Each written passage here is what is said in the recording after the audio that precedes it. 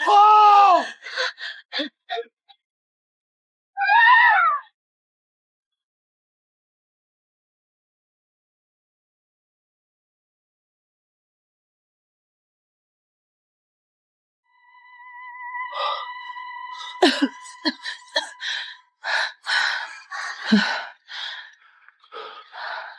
哎，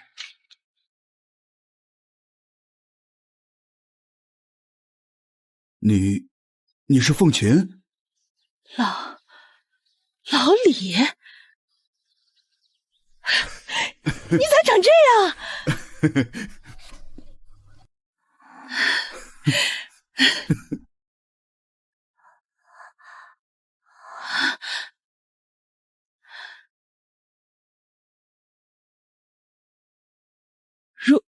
如哥，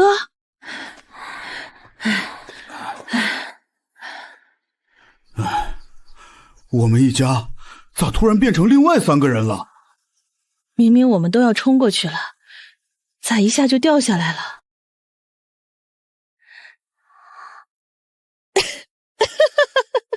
如哥，还别说，你这黄毛丫头的打扮还挺别致。都啥时候了，还笑得出来？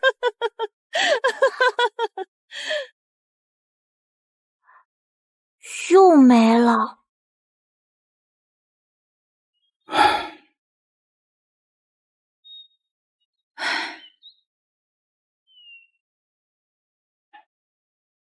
这泥鳅太难抓了，我和我爹费老大劲儿了才抓5条。好歹先垫吧一口，等咱们攒足了力气，我再去抓几条。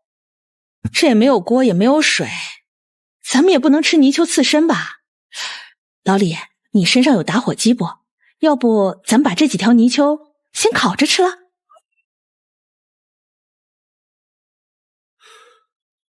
打火机？咱们家那辆车呢？车上有打火机，而且我们家那辆车上还有一口太阳能锅。何止有锅，我们那辆车上还有半袋大米、半袋白面，还有挂面、方便面，还有1桶植物油、鸡蛋。哎，你们说咱们家那辆车会不会也跟着穿越了？找啊！咱们一家人醒过来就在这个地方，也没挪动。如果那辆车也跟着过来了，那肯定就在这附近。在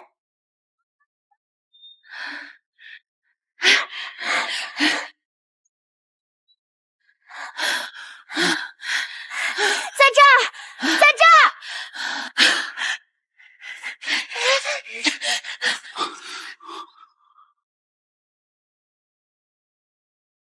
哇，水！我的薯片辣条。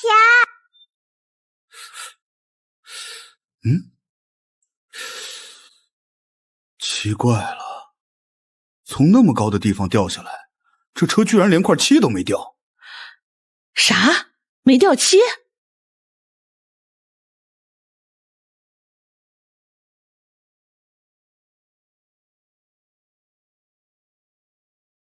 爹，你说咱们会不会不是从高处掉下来的，只是穿越了所谓的时空之门？不然，你怎么解释这辆车？爹，你说这台车咋整？也不好开回村，总不能一直停在这儿吧？开回村肯定是不行，停在这儿也不行。万一被人发现，这时候别说咱们这种鸟不拉屎的穷山沟，就是京都也没有这么好的车啊。那咋整？照你这样说，那这车还是个麻烦了。这东西要是能缩小就好了，用的时候放大，不用的时候就缩小，也好藏啊。妈，你还真敢想。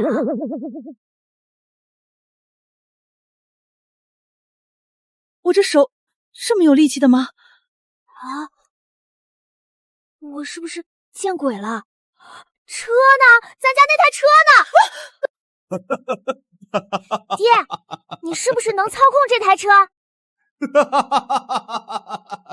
还是我闺女聪明。瞧瞧，你娘还没想明白咋回事，还以为是她把车拍没的。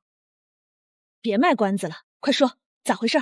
我刚才听了你的话，也在心里想着，这车要是能缩小就好了，它就真的变了。只不过不是缩小，而是变没了。我一着急，动了个把车变出来的意念，结果这台车就又出现了。老天对我们一家不薄啊！爹，没想到啊，你还有这本事嘞！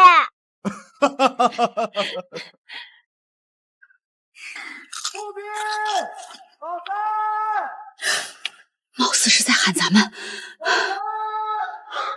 快，赶紧把不该出现的东西都收起来！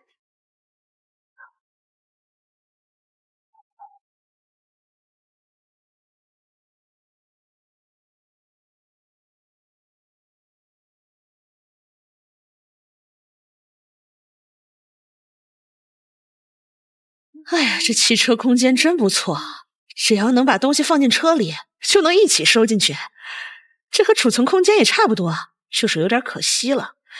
咱家这台车还是太小了。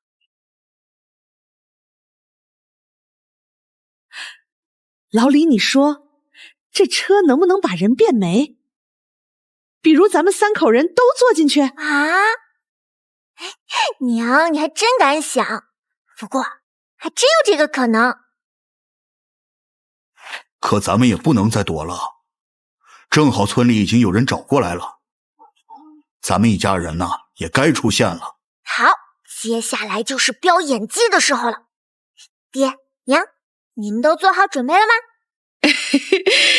我已经准备好了。我也准备好了。在这边，村长，我们找到他们了。喂，老三，你咋样了？还能起来不？村长，给我一口水，我就能走了。哎呦，好好好，哎，你们谁带水了？赶紧给老三喝一口。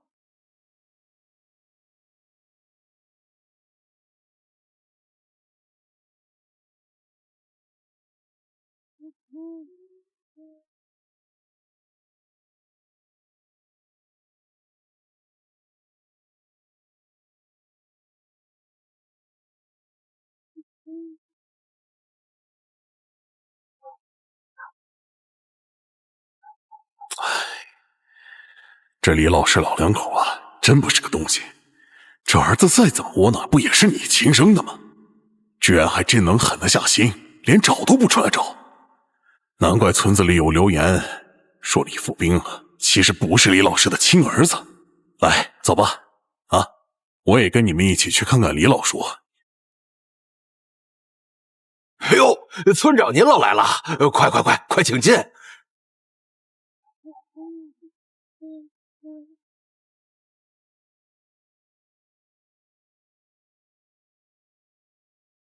能活着回来就好，你们这一家胡闹不要紧，把一村的人都给惊动了。老三呐，你可不能忘了大家的大恩大德，尤其是村长。哎呀，我说三弟妹呀，你两口子也是40几岁的人了，这说话办事咋还这么不着调呢？处处把爹娘给急的。这2天呢，饭都吃不下了。我说三弟三妹啊，你们也太不懂事了，爸妈都这么大年纪了，还要跟着你们担惊受怕的。富兵一家子能活下来也算是万幸了。这以后你们兄弟之间有啥事儿啊，还是要商量着来，可不能这样了。行了，老三一家回来是好事，你们都少说2句吧。唉，家门不幸，是我教子无方啊，还劳烦村长跟着受了一天的累。嘿嘿，老三这2口子一定是没话可说了，谁让他们一家生不出儿子呢？净生些赔钱货。前几年李如兰给我家老大换了个媳妇儿，这次再把李如哥卖掉，等过个2、3年，如意已大了。到时候再给我们家老四换个媳妇儿回来。嘿，这事儿不错呀。既然我们这一家人这么让爹娘不省心，那就把我们一家分出去吧。既然我们这一家人这么让爹娘不省心，那就把我们一家分出去吧。分家？不可能，绝对不可能的！老三家两口子是全家工分挣最多的，还有那俩赔钱货，也干得多吃得少。这次要是能把如歌卖了，大家都能捞好处啊！分家？不可能！啥？老三呀，老三，都说爹娘在不分家，你这是想咒爹娘死吗？正好村长也在，你给我们家做个见证人。这个家我分定了。老三，你家可是连个儿子都没有，这以后还要指望你几个侄儿养老送终，这话我就当没说过。我自己有闺女，而且有3个闺女，我干啥要指望侄子们养老送终？未来我说不一定还能给如哥招个上门女婿，所以你们要卖了如哥的事，我们一家坚决不同意。正好村长也在，我听说买卖婚姻也是犯法的吧？这李老师一家做的也实在太过分了。这李家老三将窝窝囊囊，今儿这是被逼急了，连分家的话都说出来了。买卖婚姻当然犯法了，不但买卖婚姻犯法，如哥才多大呀？哎呀，李老叔，日子再难，咱也不能干出卖儿卖女的事儿了。这要是让上面知道了，我这个当村长那都不好交代啊。不是老三说的那样，啥卖不卖的呀？这不是家里日子不好过，然后孩子他大姑就给如哥说了个好人家嘛。我们家如哥还小嘞，他才多大，你们就去给他说媒？你反了天你啊！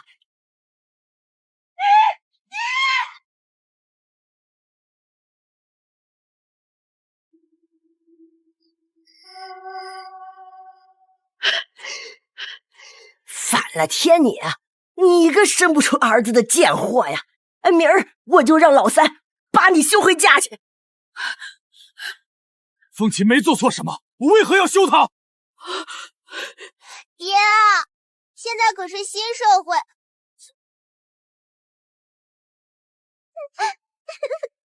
这13岁还是孩子嘞，乡上当然不会给登记了，这可不就是违法的？都跟人家说好了，把这丫头找回来，明儿就卖去山沟村，就有钱买白面了。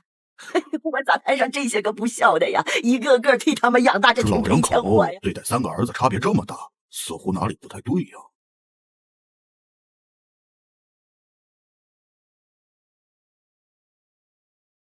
还想读书？没弄死他，能让他活到现在就不错了，还妄想跟咱们家儿子一样的待遇。哼！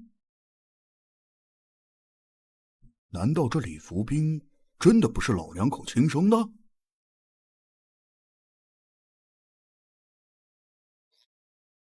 村长，我希望您能给我们家做这个主，这个家我是一定要分的，不然我家如哥难保不会再被卖。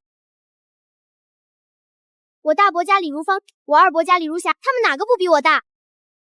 我爷奶为啥非要先给我说人家？还不是看我们一家好欺负？我家如芳那是要嫁去城里的，你哪里配和她比？就是，我家如霞那也是要嫁进城里的，只有他们那个长相还想嫁去城里？你们以为城里人都是傻子吗？我闺女长相咋了？那大屁股，那可是能生儿子的。疯子！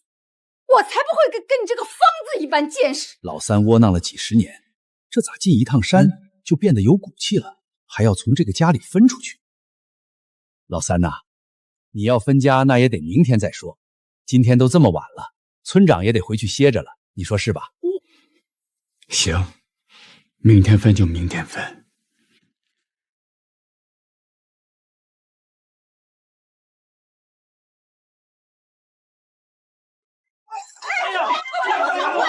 到底想干嘛？我想干嘛关你什么事儿？没用的东西，想不出啥好招就眯着你的。都回去睡觉吧，这件事儿明天再说。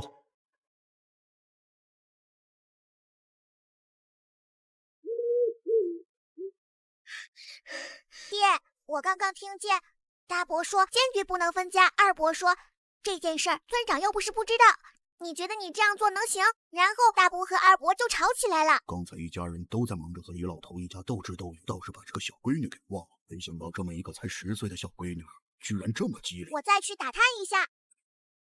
那个如意不是都10岁了，咋长得跟6、7岁小孩似的？你都13了，不也跟10岁的孩子差不多？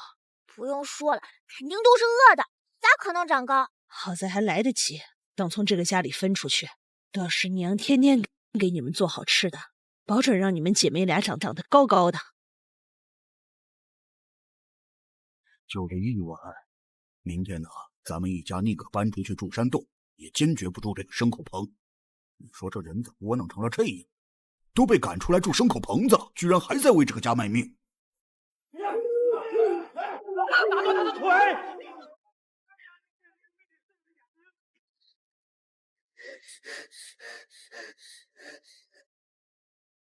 大伯说：“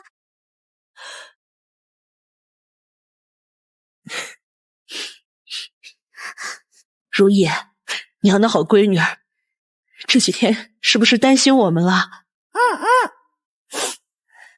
我二伯娘说你们都死在山里了，还说等找到你们的尸体就把我也卖了。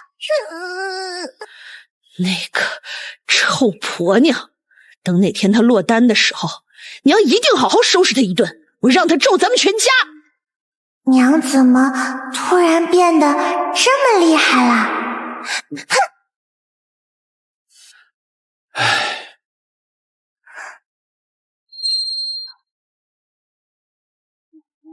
爹，我那包饼干能拿出来不？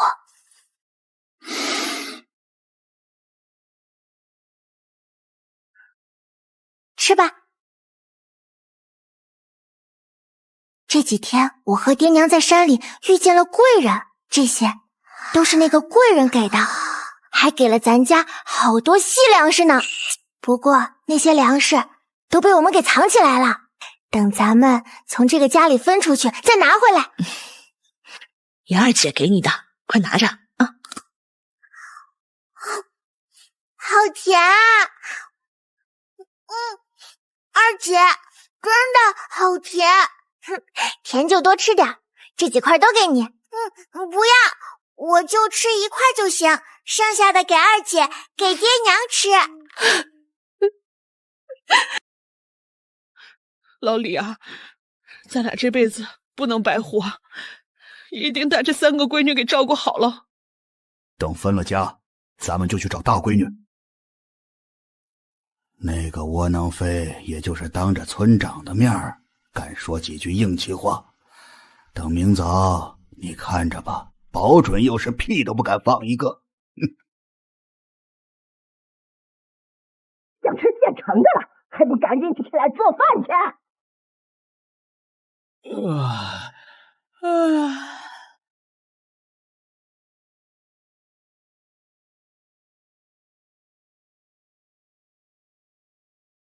对呀，爹昨晚说过，我们今天就要分出去单过了。哎呦，不行，如意，二姐憋不住了，得去上个茅房。哎，天还没亮透呢，外面指不定有啥野兽。走，爹陪你去。哎呦，可疼死我了！哎呀，娘，大清早的您不在屋里歇着，趴着破门干啥？我还以为外边是野猪撞门呢，吓得我猛一推门，寻思赶紧出来打野猪，好护着如哥上茅房。娘，孩子还憋着尿呢，等会儿再和您说啊。今天这饭咱不做，我看他们一家能不能吃生米。哎，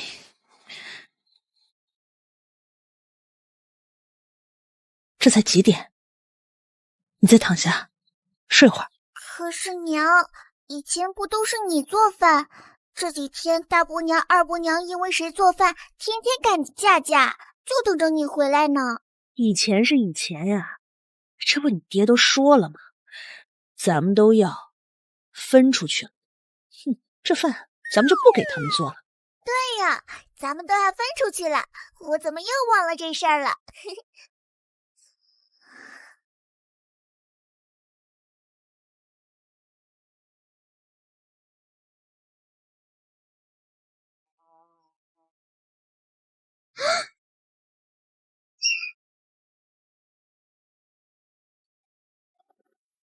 爹，醒醒，快醒醒！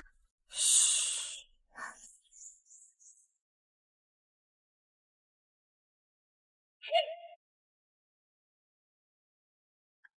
咋了，闺女？是不是看到耗子了？这种时候啊，那东西啊能当肉吃，你怕它干什么？不是耗子，爹，你看这是啥？这土是哪来的？咋还湿乎乎的？爹，我也有空间了，这些土就是空间里的。闺女啊，老天待咱们一家不薄啊！这是瞌睡了就有人给咱送枕头啊！不，爹，这是饥饿就有人给送粮食，渴了就有人给送水。啊？你那里还有粮食和水？粮食倒是没有，不过有一条河，很大的一条河，还有一口井，还有就是黑土地，大概有2亩地的样子。才2亩地？少是少了点，但总好过没有强。何况还有水，这下是不缺水了。是不缺水，但是缺种子啊！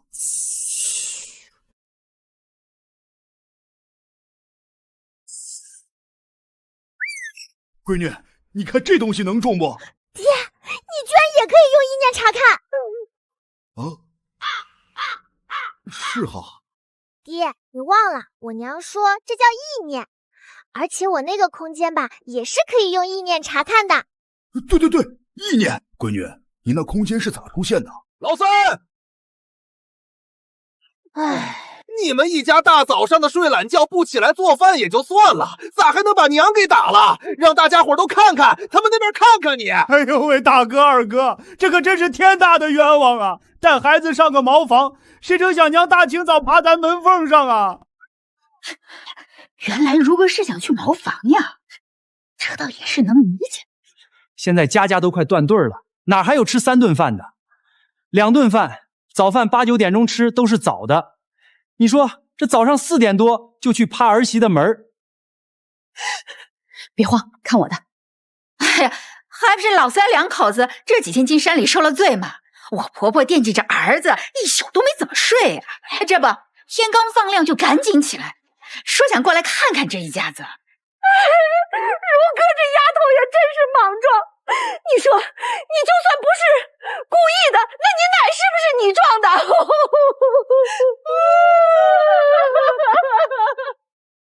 我就是早起去个茅房，不知道我奶在门上趴着，推门的时候撞了我奶一下，也就额头撞了个包，这让你们整的，咋好似我奶快要……只是撞了个包，还是如哥无意间撞到的，你们也就别不依不饶了。这一家3口好不容易捡一条命回来，也是不容易啊。是啊，富贵，你娘既然没啥大事儿，算了，若真是挺严重，咋没见你们家去请大夫嘞？哼，你们没听他说吗？就是撞了个包，请啥大夫？又不是纸糊的。他婶子，你这说的那是啥话？啥叫纸糊的？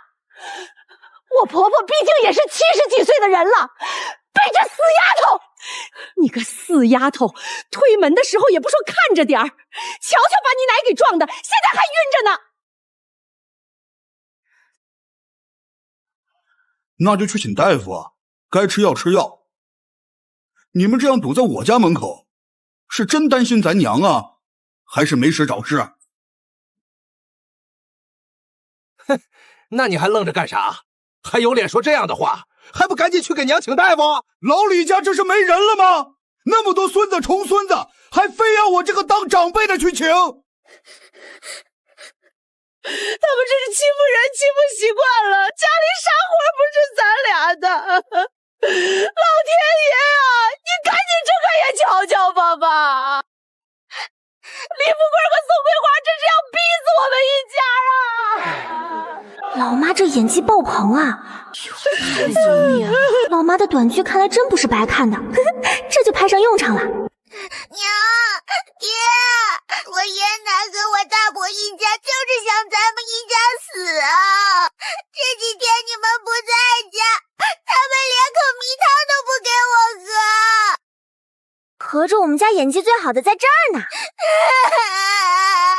不对，如意这是真伤心了，这下居然这样对小姑娘。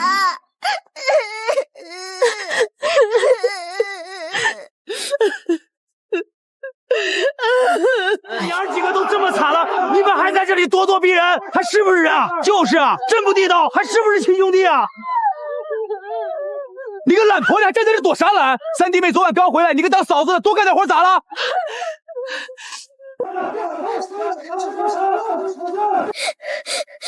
如意，去把村长叫来，还有李家的几个长辈也都叫来。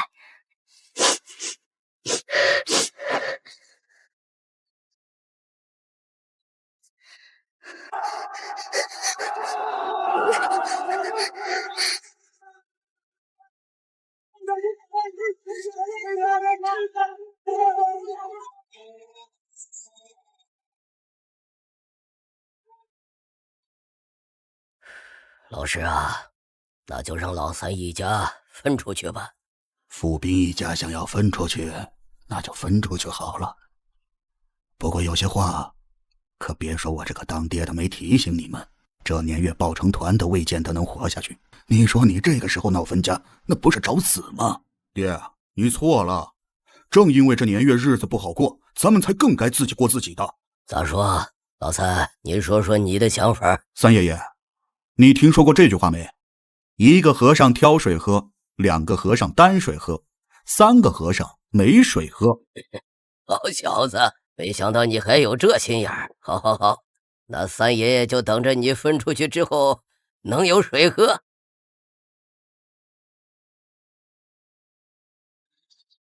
哦，这是啥分家？没听说谁家分家这样分的。不是说李三爷都去了，咋还让傅斌一家净身出户呢？听说是开始没这样分，粮食家事也都分了一些给李老三一家。后来李老太太突然冲出来，又是撒泼又是打滚，然后是傅斌主动提出来，他们一家啥都不要。怎么能这样啊？这也太绝了吧！造孽还让不让人活了？我的天，我现在更相信李富斌不是李老太婆亲生的。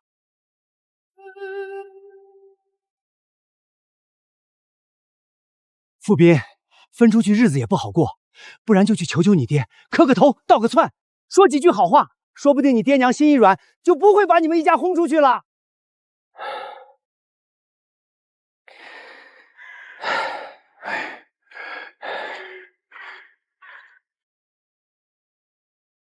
老爹这造型跟个要饭的似的，要是有相机，一定给他拍下来。嘘，哎，闺女，你这会儿笑不太合适啊。我这不是在偷偷的笑吗？你信爹，有人看见的时候，我肯定比你还会装穷。还装穷？闺女啊，咱们家现在是真穷。哎。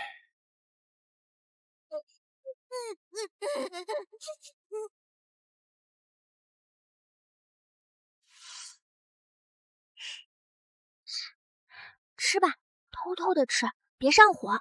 你忘了二姐和你说的，咱家还有那位贵人送的粮食藏在山里。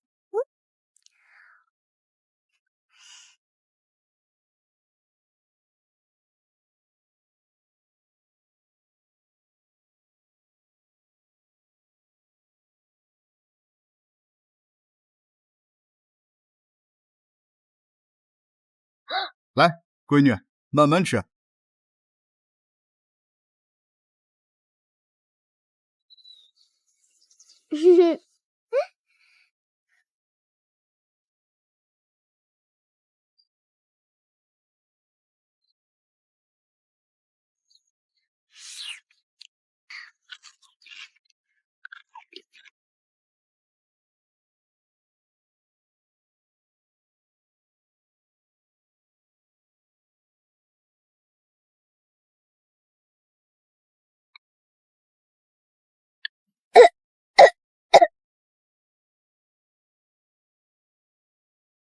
如意，来喝点水，这也是那位贵人送的。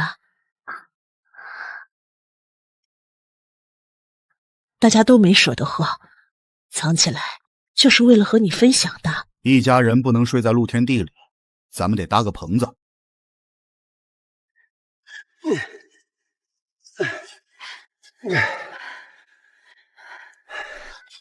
这几天爹娘和二姐差点死在山里，肯定还没恢复过来，哪来的力气干活？爹娘、二姐，你们先歇会儿，我等下就回来。妈，我也有金手指了。闺女，你快点告诉妈，你这个空间是咋弄出来的？昨天我努力那么半天都没弄出来。还有，你那个空间里都有啥宝贝啊？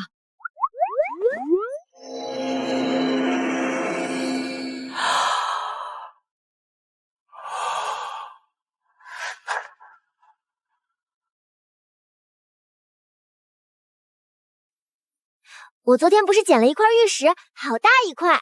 等等，你啥时候捡的玉石？我咋不知道这事儿来？我咋把这事儿给忘了？要说起这个空间，还得先从我捡的那块石头说起。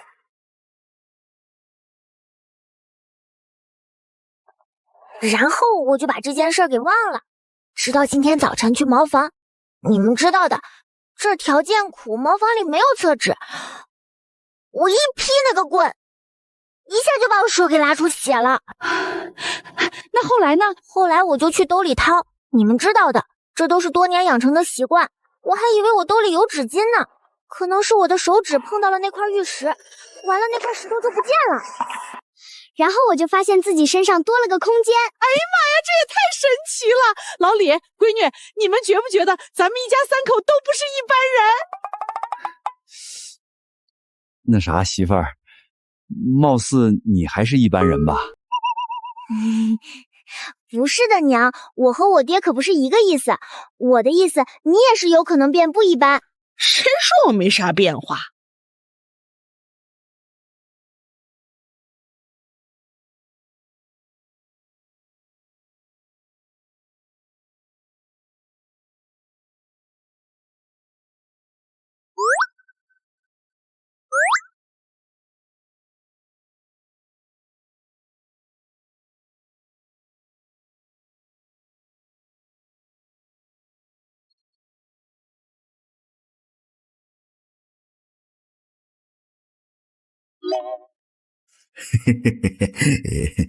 媳妇儿，我那个汽车空间吧，其实也没啥用，还是你这技能厉害。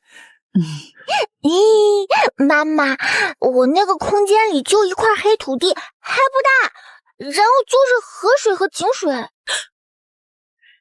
间里有水？果然，我闺女儿才是女主。啥主不主的，有娘在，哪里轮得到闺女当女主？还是娘你最厉害。行了，闺女，你娘不用你吹捧。那啥，你快点给娘弄出来空间里的井水，让娘尝尝啥味儿。啥味儿？水还能有啥味道？啊！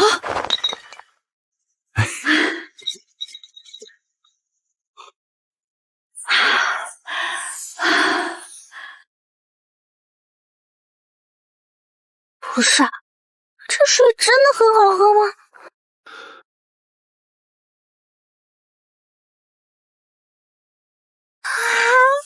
纯天然的清甜味。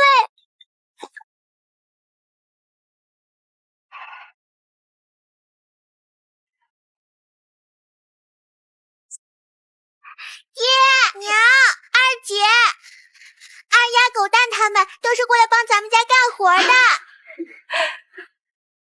我们家这个小闺女看来也不是个一般的，这才多大呀，就知道利用人了。哎呀，村长，您怎么亲自来了？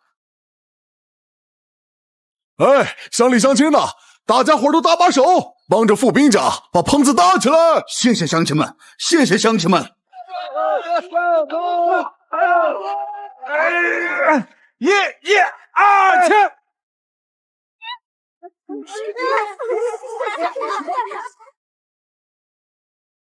娘，你说我们要不要去山里看看，挖点野菜，给大家煮一锅野菜汤，也是好的呀。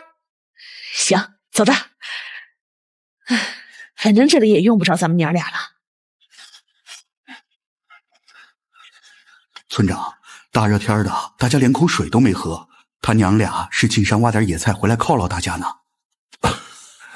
天寒成这样，哪儿还有野菜啊？你们这份心啊，大家领了。行了，别看了，大家伙加把劲儿啊！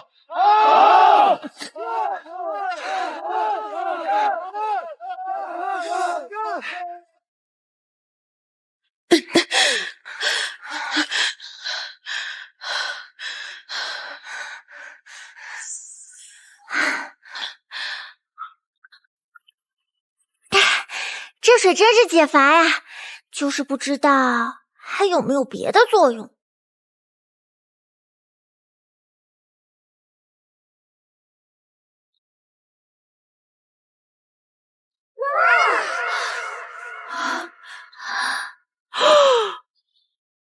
我的个娘嘞！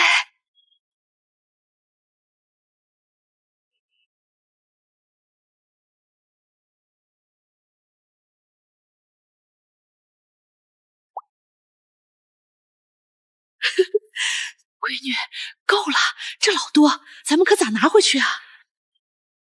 娘，我知道是咋回事了。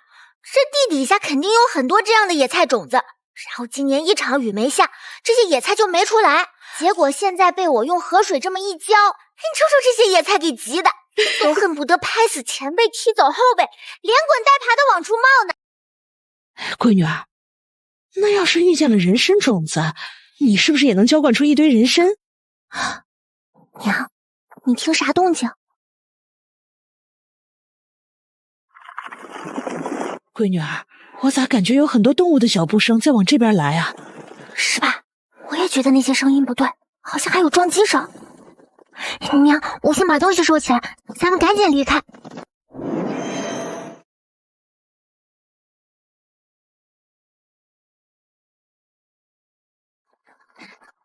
娘，咱俩快点跑，先跑出这块地，离这边尽可能远一些。然后我进空间，你上树。好，娘明白。你放心，只要你没事儿，这点小事儿娘能应付。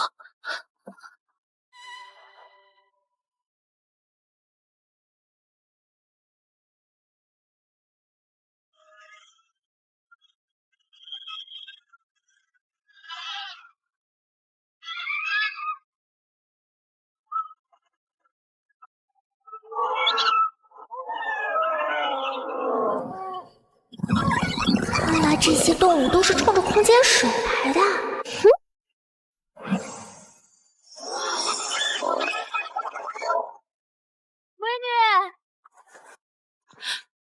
闺女，咱出来的时间可不短了，你爹指不定咋着急嘞。好，那就先说这些。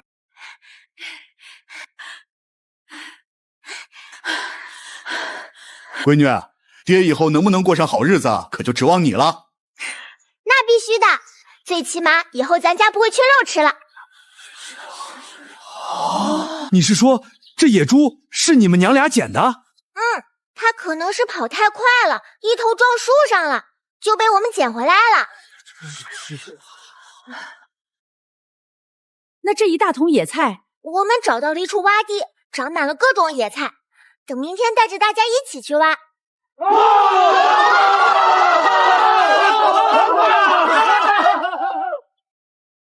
老三这一家有福气，这野猪都多久没人猎到了，咋就能被他们一家给撞见？还有这野菜，我咋感觉着活这么大岁数都没见过这么绿的野菜了？我三哥一家这是大难不死必有后福，福气大着呢。借村长吉言，借大家伙吉言。不过今天这几十斤肉，我们一家肯定不会独吞，可也不能就这样吃了。我是这样打算的，等下我和如哥把这只野猪送去收购站，估摸着肯定能换回来不少粮食，到时候给大家分一分，咋样？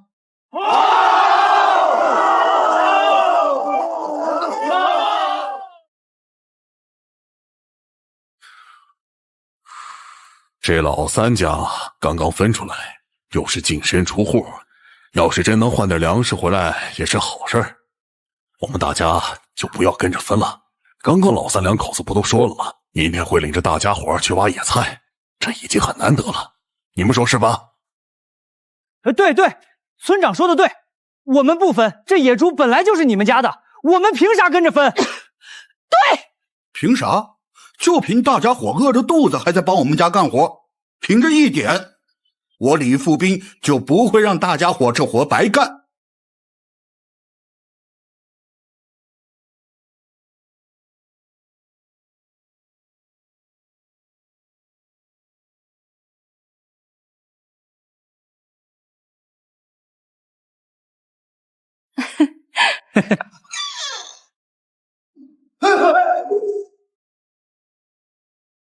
娘的，刚才老子一把好牌。同志，我们是来换东西的。换啥？你们农民现在还能拿出来啥？鸡蛋不是都要留着交任务，不允许私自拿来收购站了？这事儿你们村长没告诉你们吗？我们拿来的不是鸡蛋，是肉。肉。野猪，咱们这儿收不？废话，当然收了。你们是哪个村的？这袍子是你们自己猎到的？这些人不会抢咱家的肉吧？咱们一家可就指望这只野猪换粮食活命嘞。你这小姑娘，我们这可是公家单位，咋可能抢你家的肉？那啥，有那个介绍信吗？有，我们是李家庄的。给，这是我们村长亲自开的介绍信。这野猪我们收是收，不过咱们这儿现在就是火柴啊、咸盐、灯油啊这种东西多。你们看，你们想换点啥？粮食。还有大铁锅，我们还要换一口大铁锅。大铁锅？你们还想换一口大铁锅？小姑娘，你们要说用这只野猪换点粮食，我们倒是可以帮你们想想办法。可是大铁锅，就算你用这一整只的野猪换一口锅，我们也没地方给你们换去。孩子做梦都想要一口锅，那啥，没有就算了。那粮食，你们看能给我们多少？这是40斤粮食，1斤盐，2斤灯油，2包火柴，还有2斤酱油，1斤醋，你们清点一下。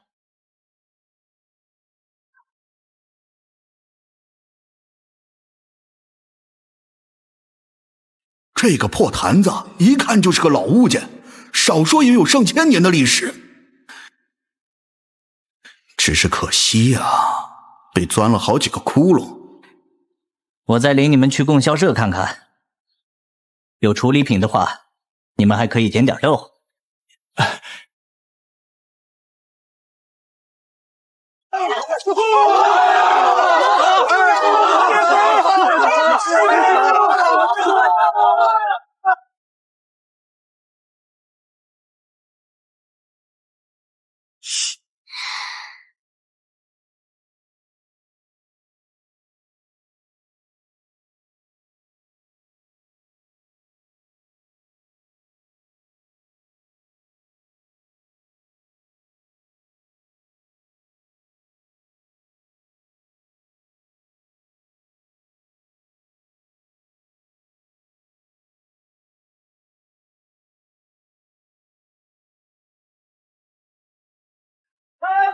开饭了！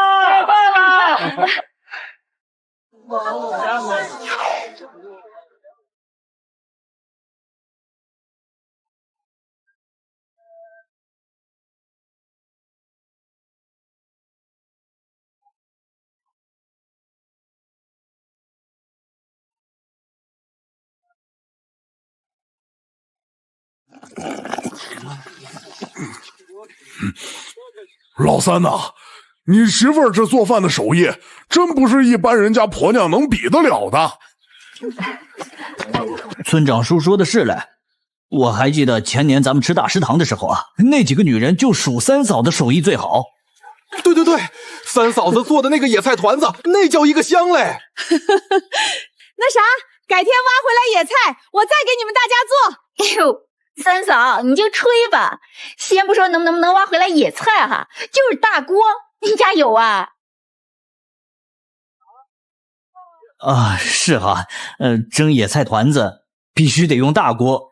要是真能挖回来野菜，到时你们一人出1把包谷面，让老三媳妇儿去我家蒸。对呀，村长家里有大锅，那咱们现在就报名，都谁去？举个手！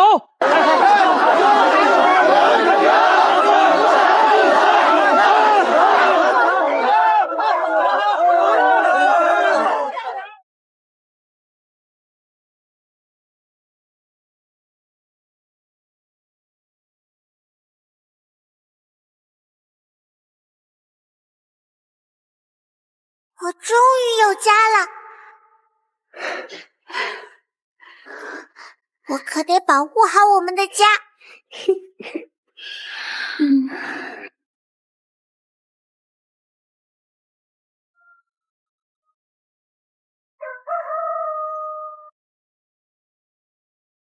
爹，你可绑得牢一点。姨，别担心，你看门窗都封严实了，没人能偷走咱家东西。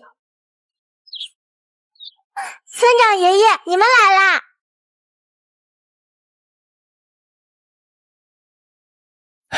哎，府兵啊，你们来带路。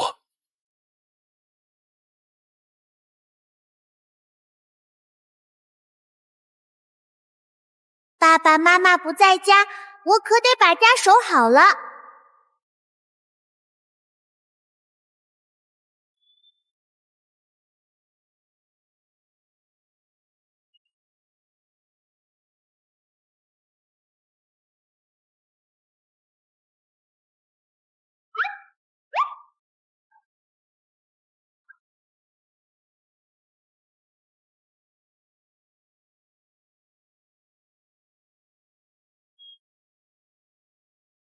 居然还真有野菜！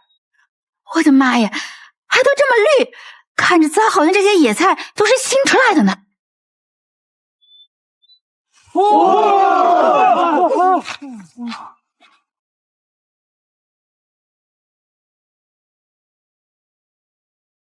还真是挺好，村长叔啊，你说这是不是老天爷看咱们都快要饿死了，赏赐给咱们的？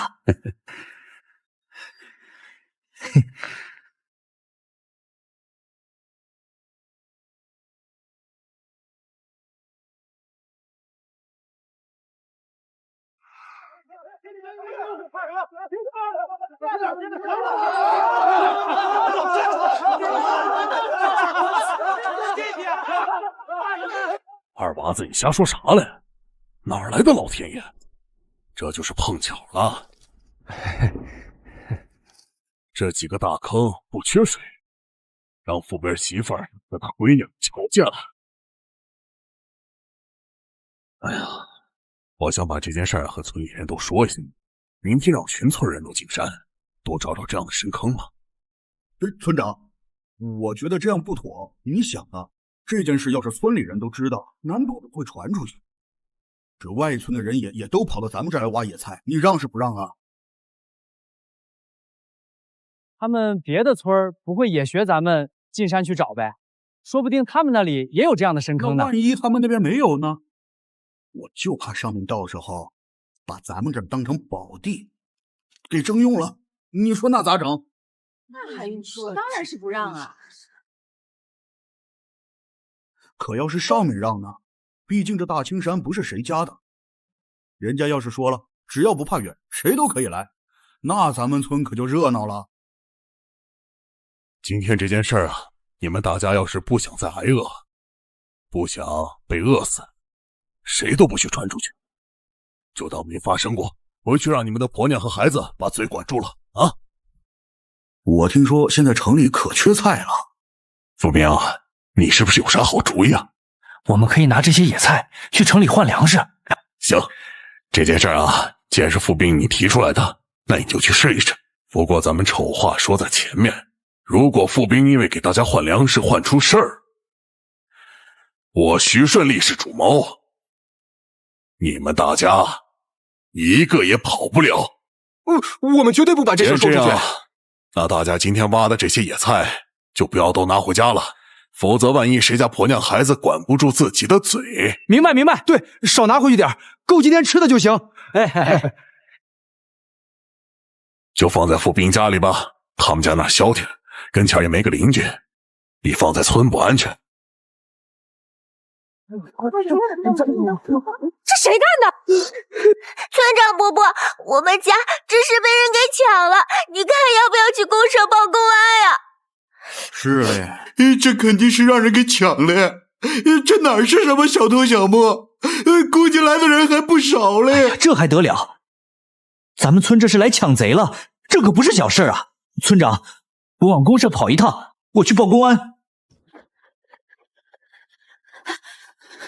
哎呀，村长也在啊，正好，你们快点去东头看看吧。你们家如意都快被那一家人给打死了。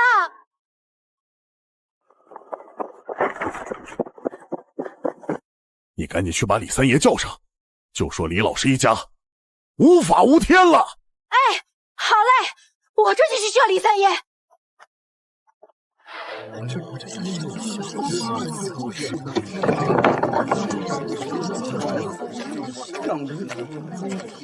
如意，如意，你醒醒！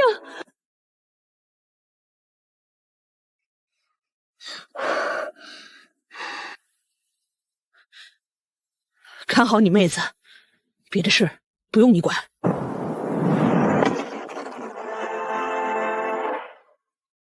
瞧把你们一个个吓的，那一家子窝囊废，有啥可让你们怕的？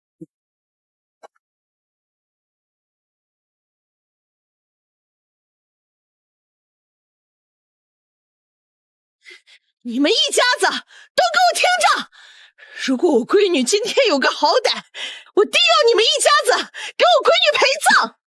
这个平时窝窝囊的女人，怎么敢说出这样的话了？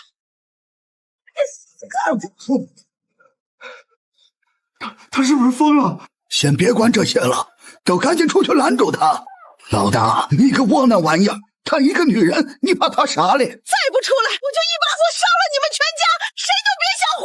凤琴啊，这都是一家人，有啥事好好说嘛，砸的还不是自家东西，还不快出去！反了！你个生不出儿子的臭婆娘，今天我就让老三休了你！你个丧良心的老太婆，竟敢害我女儿！你个丧门星！哎，你个丧门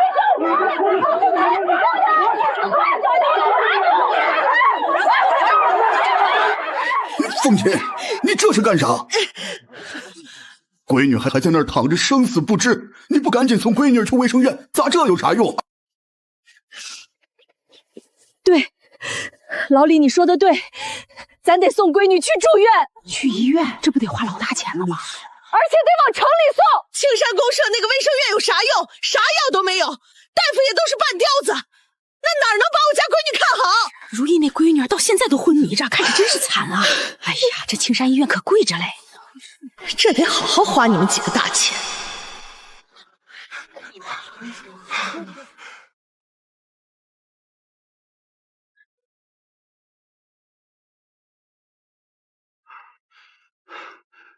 都给我住手！你们这是要干啥？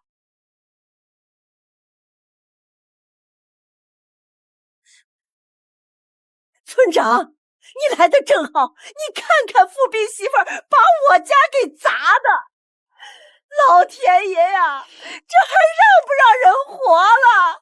这还有没有地方说理哩？那啥，平安，把你奶手里的菜刀抢下来。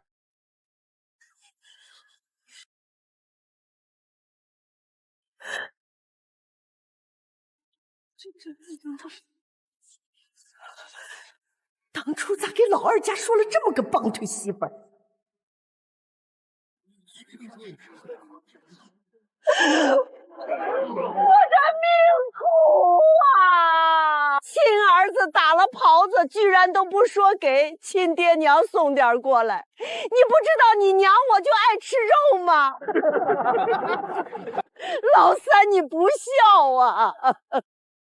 这事儿我还是从别人嘴里听来的。你们大家说说，谁家有这样不孝的儿子？当爹娘的不生气？这什么意思啊？还有你孙凤琴，你个不下蛋的老母鸡，到现在你都没给我们老李家生儿子，还有脸跟这家发威？你哪来的脸哟？说的是啊，这李富斌闹着从家里分出去，本就是不对的。这才刚刚分出去就忘了规矩，这咋能行？有肉吃，咋不知道先给老人送点过来？也难怪李老头和李老太太气成这样。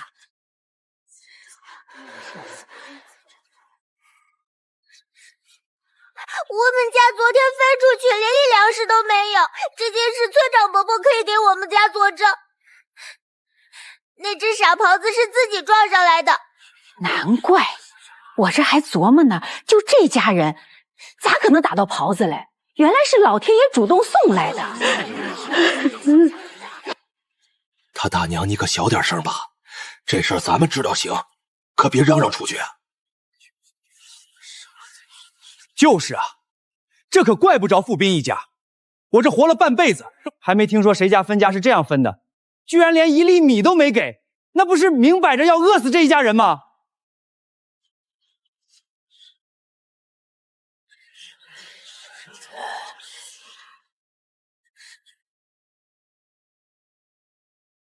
如意咋样了？我们来的时候，我爷奶一家都在屋里，就如意自己躺在这儿。我娘还以为我妹已经，估计是气疯了，就砸了我大伯娘那屋的门窗。行了，砸就砸了，和人命比起来，几扇破窗户算个啥？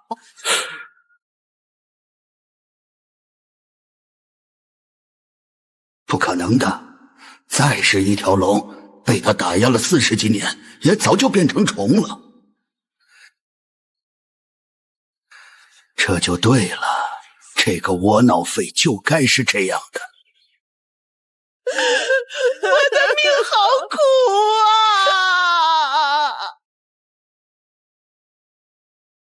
村长，三爷爷，我家如意被宋桂花给打的，可还混着呢。我们得去城里医院给孩子看看，这钱是不是该宋桂花出啊？那张秀英也打了，怎么是我出钱呢？哎，大嫂，饭可以乱吃，话可不能乱说。那王文英也打了，我可是一个手指头都没碰李如意，如果碰了，我不得好死！平安媳妇儿，不是你就不是你，这还有这么多人看着呢，发啥誓啊？现在不兴这个。我不管啥行不行的，反正我大伯娘冤枉我就不行，要不然你让他发个誓，你看他敢不敢？娘，最后打出血的那一下，可是你用擀面杖打的，这可不能赖在我头上。还有你们，谁没有动手啊？怎么能都赖在我头上？我是打了，那不也是你让的？还要去三叔家抢粮食，也都是你出的主意。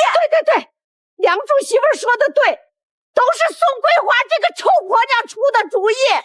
你个懒婆娘，做了坏事还想往老娘身上赖，没门儿！我不管是你们谁干的，我家如意可是还晕着呢。村长、三爷爷，你们可要给我家做主啊！是啊，三太爷，村长，你们刚刚也都听见了，这话可是他们自己承认的。我家的那些粮食和东西，都是被他们给抢走的，如意也是被他们给打晕的。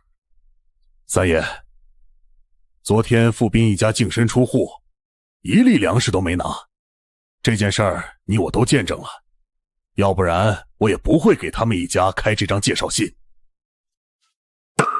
我见证过这么多分家的，就没见过你李老师家这样分的。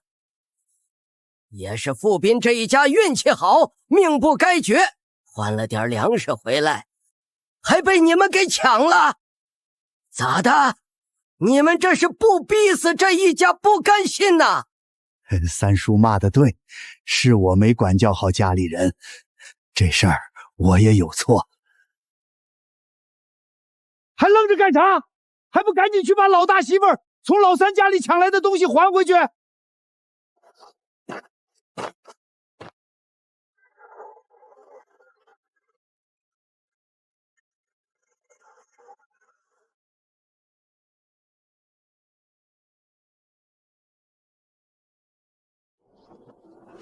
昨天富斌一家去公社换粮食回来，我也在。我记得还有2个搪瓷盆，2个瓦罐，1斤盐，2包火柴，1斤灯油吧。粮食也不止这些。而且这袋子，我咋瞧着这么眼熟呢？这不是我家的口袋吗？这口袋粮食是我让桂枝借给傅斌一家的。李老师，你可真行啊！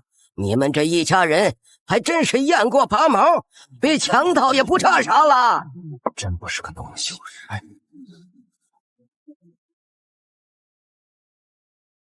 好啊，你个婆娘！你把那老些好东西都藏哪儿去了？还不赶紧拿出来！哪有搪瓷盆？瓦罐！娘啊！我拿回来的东西都给你了呀，就这些。三太爷爷，我妹妹不能再等了。村长，三爷爷，我家如意还晕着呢，我们现在必须要送孩子去医院。至于那些东西，不然就让他们赔些钱给我家，我们好带着孩子去看病。人命关天，看病要紧。行，那就赔钱。李老叔，这事你咋说？老大媳妇儿，如意是你打坏的，东西也是你去抢的，这钱你不掏，难道还想让我和你娘掏？不是啊，爹，我不也是整天听我娘？你闭嘴！到了这种时候，你还想攀咬你婆婆？富贵，你个废物！都啥时候了，你还不赶紧去找你媳妇要钱，给你侄女看病去？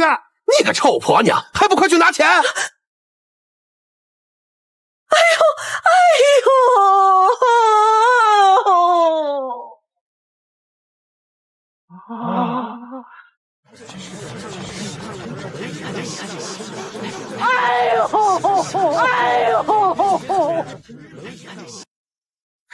这晕的还真是时候，别一会儿我奶也晕了，李老叔，那我家如意咋办？这如意再不送医院，这要闹出人命啊！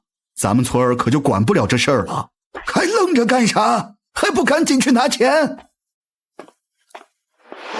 拿去，家里就这么多钱，再多我们也没了。2块8缴3分，村长，这些钱应该给如意看病都不够吧？加上老三家那些东西，你们再拿出10块钱，今天这件事就算了。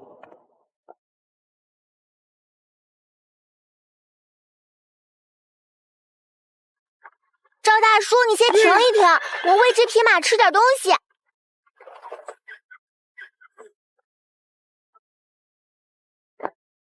马儿只有吃饱了才能快点走，我妹妹还晕着呢。也是可怜的娃。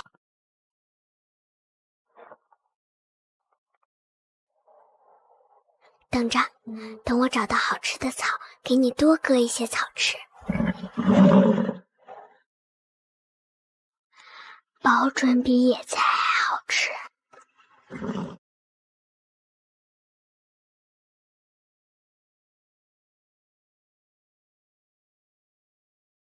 咱们这次花了多少钱？爸妈，难怪李家大院那一家子给钱的时候都一副要吃人的样子，这钱是真看花呀！给如意看病，总共才花了3块8毛4，剩下的钱咱们找地方吃一顿好的去呗。娘，是不是好贵哦？没事的，咱们有钱。闺女，你想吃啥，今天咱们就吃啥。娘，我想吃大馒头，大白面的馒头。这可怜孩子，不会是从未吃过白面馒头吧？好，那咱们今天就吃大白面馒头，还有红烧肉。爹，你说那边是不是有卖粮食的？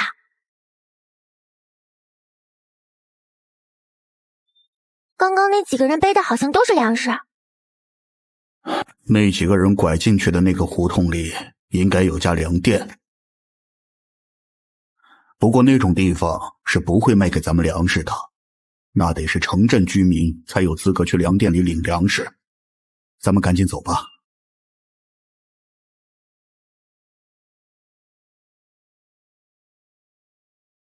干啥的？我们这里可不是给你们歇脚的地方。哼，想找地方休息，看见了吗？出去，右拐，走个几百米，打听一下，那边有个大车店，知道了吧？同志，我们一家是来吃饭的，不是来歇脚的。粮票呢？光有钱可吃不了饭。哼！哎呦，我说你们这些乡下人，一年能挣几个钱啦？估摸也就10块20块的吧。这几块钱，怕是都够你们一家一大年的花销了。咋？吃完这顿，日子不过啦？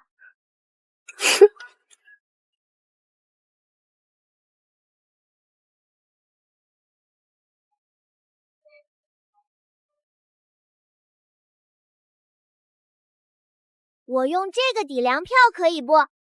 不行，你这是菜，可抵不了粮票用的。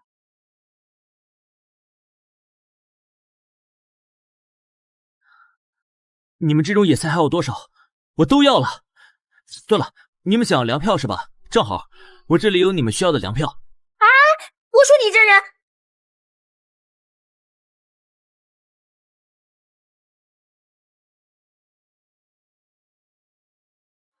这么帅气的小伙儿，还能一下子拿出来这么多粮票，而且还穿着军裤。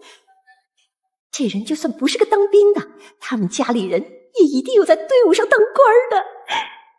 正好我家大侄女都20了，还没挑着合适的对象。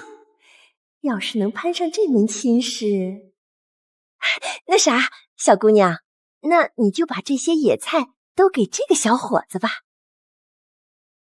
这个水壶不错，起码能装3、4斤水。那个，你想要这些野菜？是，有多少我都要了。小伙子，你给我们家这么多粮票，我们家也不能占便宜。这个背篓里的野菜现在都归你了，都有点不足。对，实际这筐里还有半筐蘑菇，那啥也都归你了。不过你能不能把你那个水壶也换给我们家？我的天，还有蘑菇！这蘑菇山里多的是，你那水壶可不是便宜货啊。多得是，您能拿出来多少？我们现在是没有，可也不代表你这东西就能换人家的军用水壶。小姑娘，你这就是趁火打劫，知道吧？这位阿姨，您可不能乱扣帽子，我咋就是打劫了？换不换，这位大哥说了算，我又没有上手去抢。我们那里有病号，很需要这些蘑菇野菜，这就剩下几斤粮票了，正想着有点少。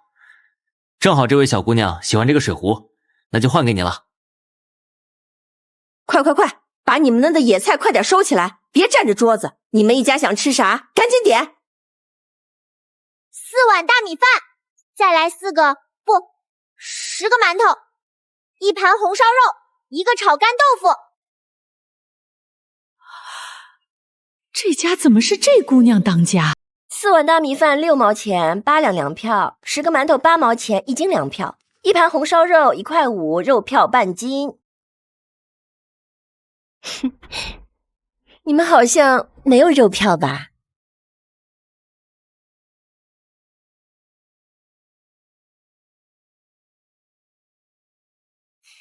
看来看人不能只看脸啊，缺心眼也是大忌，不然啥家庭啊，够这样败活的？哎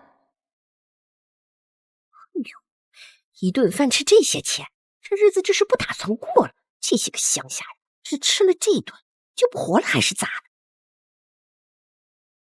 小伙子，我看你刚刚就吃了1碗面，你这个年纪正是能吃的时候，那1碗面咋能吃得饱吗？来，坐下。再给我们一起吃一点。不了，大叔，我还着急回去呢。不过您可以给我留个地址吗？我得借用一下您家这个背篓，然后等哪天我有时间，我把背篓给您送家里去。刚刚你给了我们家那么多粮票，还给了肉票，这又给个水壶。这家人看着就是普普通通的农民啊，可说起话来，给人的感觉又不太像是农民。不是，大叔，我要您家这个筐也没啥用啊，您还是给我留个地址吧。哎，这样的野菜您家是不是还有啊？有啊，您如果需要量比较多，我们也可以给您送货上门的。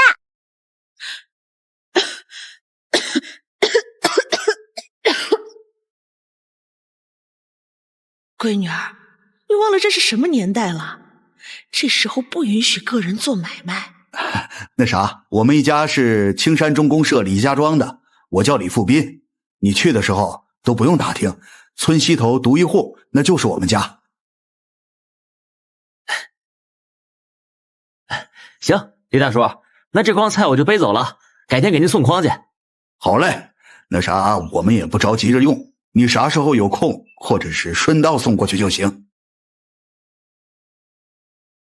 哎，你们的饭菜好了，自己过来端啊！哼。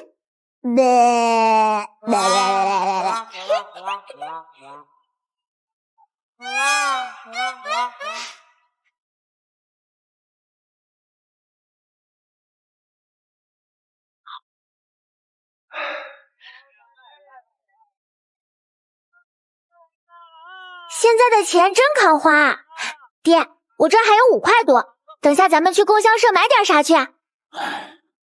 你是不是忘了，咱们一家来城里还有个任务嘞？爹，你打算去哪儿卖野味？不是去供销社吗？那哪能去供销社？卖吃的东西得去居民区。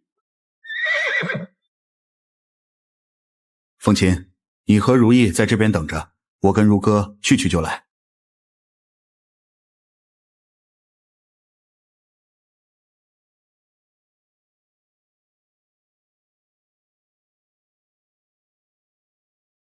不是说像这种东西都被砸碎了吗？所以我才觉得这家人不简单。你看他们家不但住着这么大的房子，居然还能保留的这么完整。爹，你记不记得李老师曾经说过，现在有个大富翁叫啥来着？说这家会不会就是那家？你说的是冯家吧？我觉得有可能。听说冯家的老太爷打鬼子时就没少捐款，之后更是把所有的家当都捐出去了。要真是冯家，那就不奇怪他们一家还能住在这样的房子里了。不过爹，你说再过几年，家里有人吗？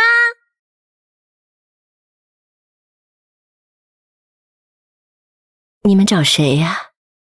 大娘，我和我爹是来走亲戚的，没找到人，想向你们家讨口水喝，可以不？啊，进来吧，我去给你们倒点开水喝。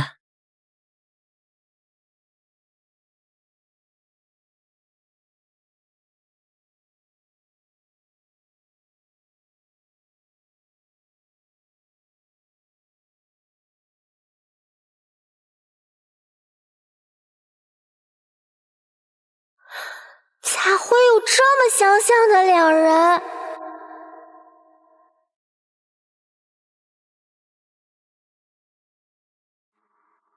天底下怎么会有长相这么相似的两个人？不会这人就是那位大明星的前世吧？哎呦，你说你这孩子怎么连句话都不会说？你瞅瞅你，把人家姑娘给吓的。不是的，大娘，我没有被吓到，我只是觉得这位小哥哥很面熟。大娘，你们家姓啥？啊，我们家姓冯，这是我儿子，叫冯远恩。冯远恩，姓冯，那里不是？你们来我家喝水是假，卖东西才是你们的目的吧？哎呀，你别吓着他们。这野兔野鸡多少钱呢？我们家留2只。不用钱，大娘，我们用这一筐野菜、野鸡和野兔换点粮食就行。那我回屋给你们拿几斤杂粮和小麦面粉吧。大叔，我可以跟着你们去挖野菜的山上看看吗？我保证谁也不告诉我。好啊，小哥哥，那你跟着我们一起走吧。那你去吧，注意安全啊，早点回来。哎，娘，爹，二姐，他们回来了！我天，爹，我娘咋买的锅呀？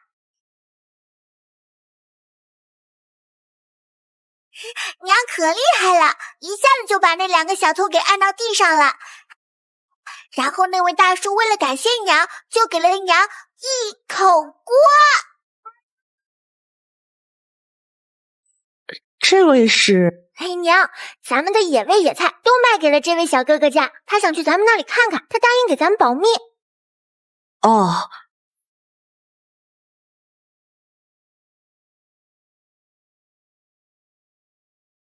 走吧，我带你去后山挖野菜的地方看看。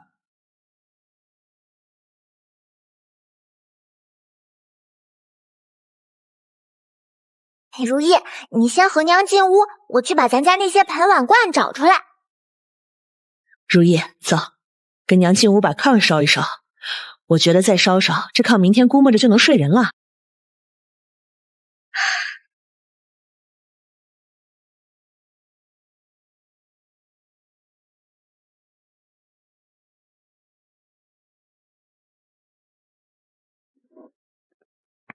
哦，娘，咱家这口锅好像买大了。没事儿，等明天没啥事儿，让你爹再好好弄弄。娘，你说我奶和我大伯娘他们不会再来咱家抢东西了吧？他们敢！今天娘打那2个小偷的时候，你瞧见了吧？你娘我现在厉害着呢。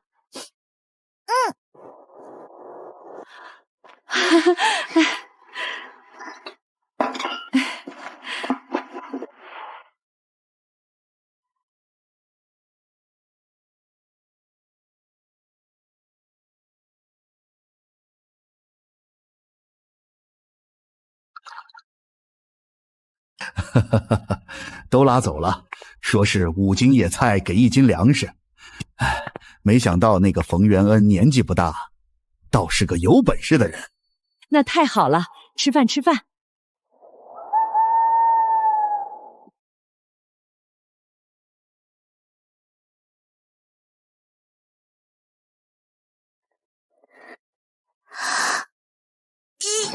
如意，你干啥呢？你掐自己干啥？二姐，我想知道自己是不是在做梦。我有时也觉得现在的好日子太不真实了。早知这样，咱们就该早点从老宅搬出来，早点离开爷奶他们。二姐，你说大姐能吃上油饼不？是啊，关于大姐的记忆已经很模糊了。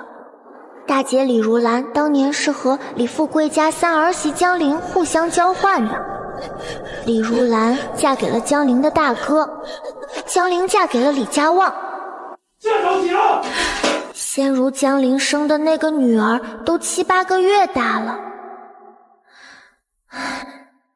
大姐却一次娘家都没回过。江玲的大哥比大姐大了整整10岁，据说那人娶不上媳妇儿，并不是说他人多差，而是因为他们那里本来就没什么人。江玲刚嫁过来的时候，李家旺对她还是不错的，再加上他带过来的陪嫁是一些上好的皮子，李家大院的人哪个不眼气那些好东西？江玲整天跟个哑巴似的，和谁都不说话，有好东西也不知道拿出来孝敬老人。慢慢的，李老太太就借故江玲生了个闺女，对她百般刁难。开始江玲还忍着，让下地就下地，让干啥干啥。后来有一次，江玲收工回来，见自己闺女摔在地上，哭得都快没气了。李老太太和宋桂花都在家，却都假装没听见。气坏了，抱起闺女就要回山里。好不容易换回来的媳妇儿，李家大院的人自然不会让她走。然后江玲就开始闹腾上了，不上工，不做饭，不洗衣服。这样的江陵自然是没少挨打。直到有一天半夜，李家旺嗷的一声惨叫，顶着一脑袋火苗跑出来。这件事总算有了个了结。等哪天我去找机会去问问江陵，看看能不能问出来他们家到底住在哪儿。爹娘都说了，等哪天咱们一家去看看大姐。他会告诉你吗？那你去找他的时候，我也要跟你一起去。行，到时二姐叫上你。哇，这空间水果然是很神奇啊！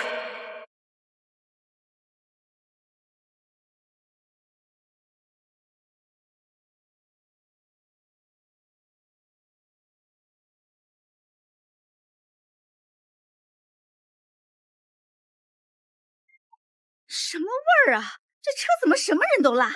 早知这样，我们就不该坐这趟车。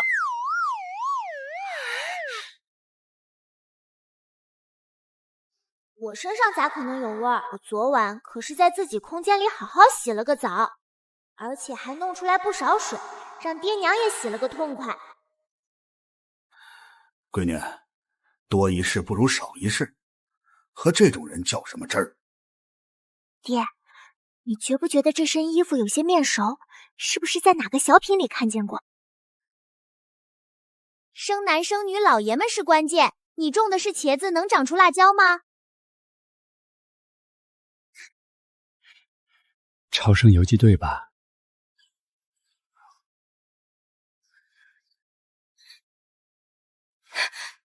喂，我说你们两个要饭的，能不能坐去后面一些？熏死我了！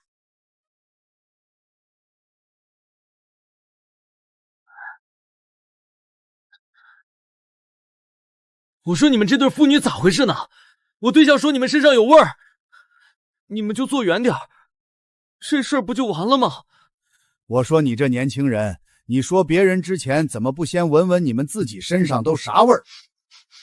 这姑娘我就不说了，就说你吧，你那脑袋上真是头油吗？我咋闻着一股子猪大油的味道来？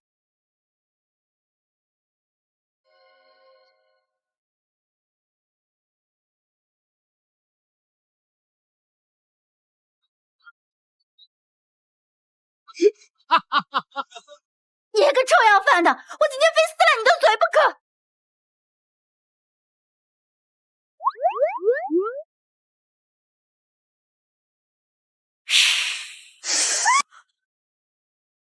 小红，小红，你们到底是干啥的？咋把人给整晕过去了？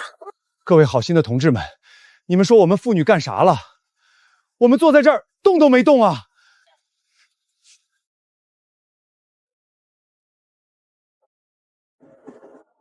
我这个位置离得比较近，我看见了，这爷俩连动都没动，这姑娘就倒了，不是想要讹人吧？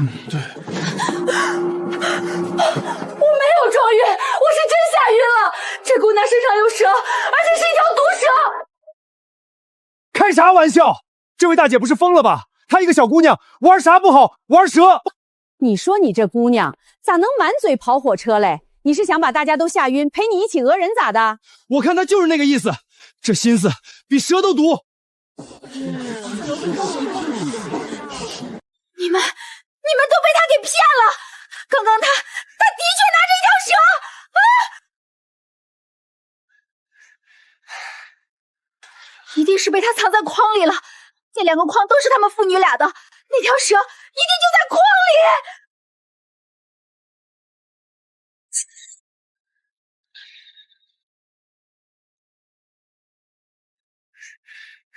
别怕。小伙子，那爷俩的竹筐里到底有没有蛇呀？你发啥愣啊？哪来的蛇？就2筐野菜。野菜？今年哪里还有野菜？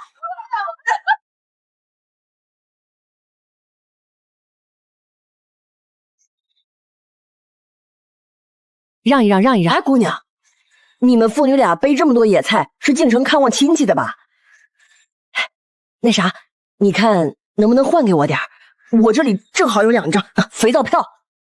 小姑娘，也换给我一点呗，我用粮票跟你换。我说你们这些人，说有毒蛇的时候，你们能跑多远跑多远。这一说有野菜，你瞅瞅你们，把这爷俩给吓的。我默不作声，这是吓的吗？我这是沉稳，好不好？那啥，咱们咋都得给这父女俩留一筐，不然人家进城看亲戚也不能空着手。没事，没关系，不用留，我这空间里还有一大堆了。剩下这一筐，大叔、小姑娘，你看这样行不行？我和这位大姐还有这位售票员分一分。这事儿你说呢，闺女？爹，大姨家里10几口人，就给一筐行吗？行倒是也行，那看看他们都能给多少票吧，不然咱们去你大妈家里也是去借粮的。我就知道，现在农村都断粮了，赶这时候进城的，十之八九是去借粮借钱的。小姑娘，我给2斤粮票，你这筐野菜都给我，可以不？2斤粮票就想换这一筐的蔬菜，想的可真美。我给你2块钱，你干脆连这个筐都卖给我好了。现在不允许个人买卖，知道不？我拿粮票还行，你拿钱那可是犯法的。哼，这里有1斤花生，换不换？花生可是个好东西，吃了顶饱，还能当菜吃。这1斤花生要是能当种子，多一点还可以榨油。那我得先看看你这1斤花生的质量，要是太差可不行。本来这就没多少。可行，不过1斤花生可换不来1筐野菜。小伙子，今年野菜有多缺，想必你也是知道的。那你说咋换吧？给那位大姐抓出去一些，剩下的你和那位售票员同志1人1半，可以不？中啊，我这2张肥皂你们拿着，野菜你们看着给点就行。你用啥装野菜啊？用这个吧。行啊，那我给您多装点。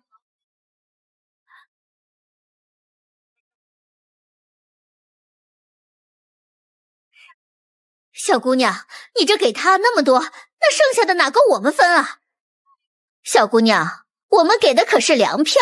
刚刚我们爷俩被人欺负，要不是这位阿姨先替我们说话，我们可能就被坏人给讹上了。谁是坏人呢？你才是坏人！你说谁是坏人？我看你们爷俩怎么不像是好人？你闭嘴吧！挺大个姑娘家，和个小姑娘动手，你也不嫌臊得慌。这些个眼瞎的，刚刚我明明就看见有条蛇，哼，说不定一会儿那条蛇就从哪里钻出来，咬死几个才好。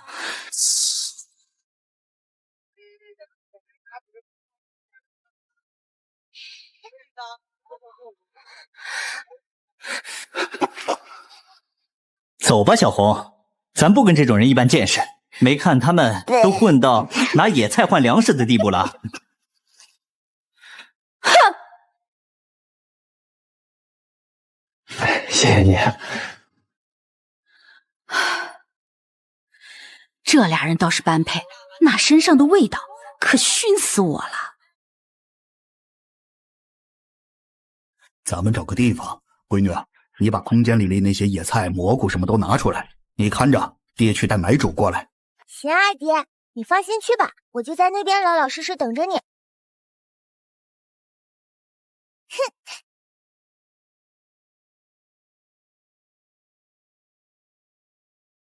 这河里还有水，那就一定有鱼了。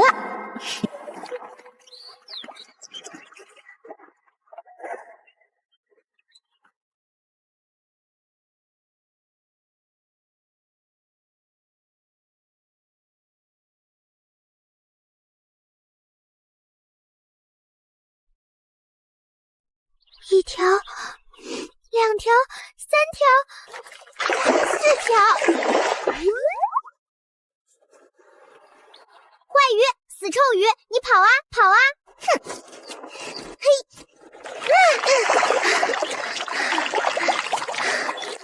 收！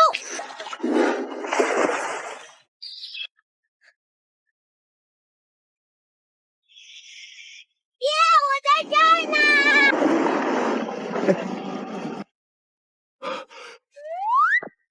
真的有这么多新鲜野菜，我出150斤粮食，全换了。成，您是个痛快人，咱就按您说的办。闺女，要不咱们去副食品商店转转去？走，看看去。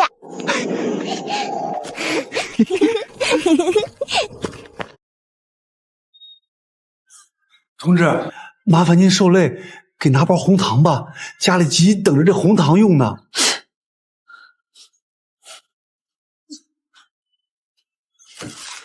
爹，你说这时候有没有效益奖啥的？这时候哪来的啥效益奖？一个月啊，就那点死工资，像这种单位，估摸也就20左右块钱。爹，咱们先买点穿的吧。闺女，爹记得你那里就5尺布票吧？购买啥的？布票不够，咱们就去搞布票。反正今天孙凤琴同志不在，没人约束咱爷俩。爹，咋样？走，爹领你找个地方，说不定能整到不要票的衣服来。大爷，请问你们这里有瑕疵布卖吗？啥瑕？大爷，瑕疵布啊，瓷补。我说大爷，你们这儿有没有那个瑕疵布卖啊？喂，阿霞，没这人，快走走走走。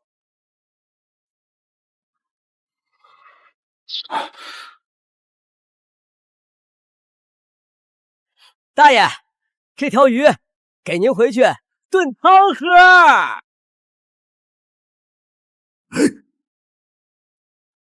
好吧，你们进屋里等着，我去给你们问问。进去。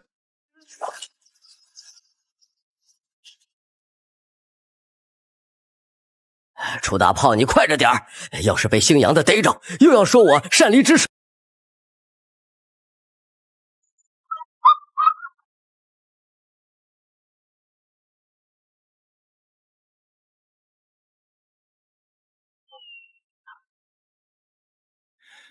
就你们爷俩要买瑕疵布啊？您看看这里边的东西，觉得行，咱们就接着往下谈。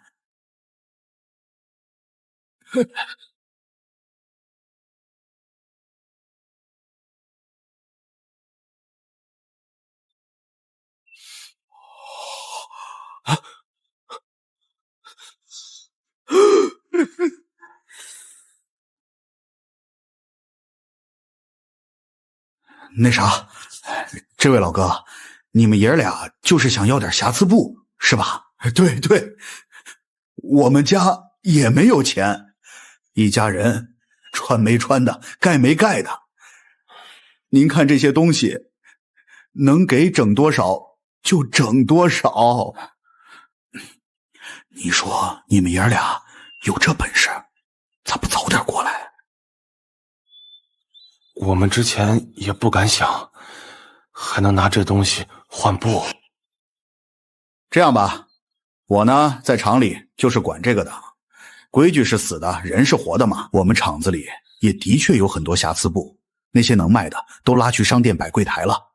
我能做主的，都是一些实在卖不了的。只要你们不嫌弃，我给你们多弄点。不嫌弃，不嫌弃，嫌弃啥呀？你看看我们爷俩这穿的，能补着做几件衣裳就中啊。大哥，你是真老实啊，不然可是很容易吃亏的。是，我们爷俩命好，遇见好几个好人帮我们。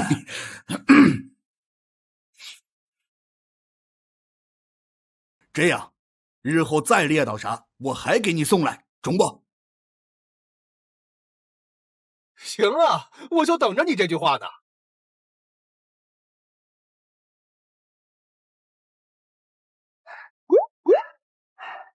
这块蓝色的实际没啥大毛病，就是染色有点不匀。然后还没等拿去商店卖呢，就在库房里让雨水给泡了一下。这捆花布啊，你们拿回去好好挑挑，有坏的地方就扔掉，挑好的给小姑娘做几件衣裳也够了。中啊中，这就挺好，谢谢你，楚师傅。谢谢叔叔。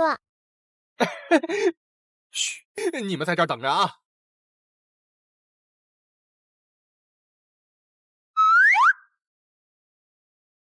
这块布是好的，我本来是留给自家妹子的。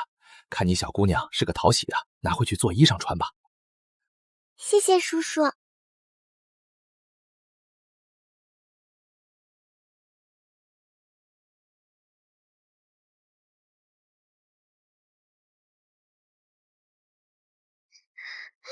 妈呀，太沉了，爹！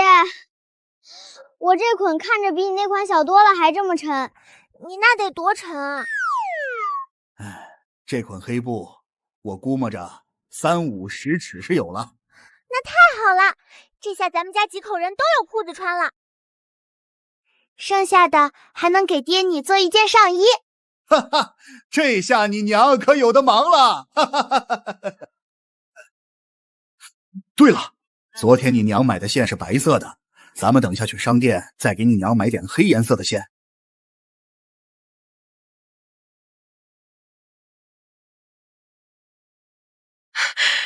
如意，把这个给娘，你去看布吧，挑好看的，等着娘给你们做新衣服穿。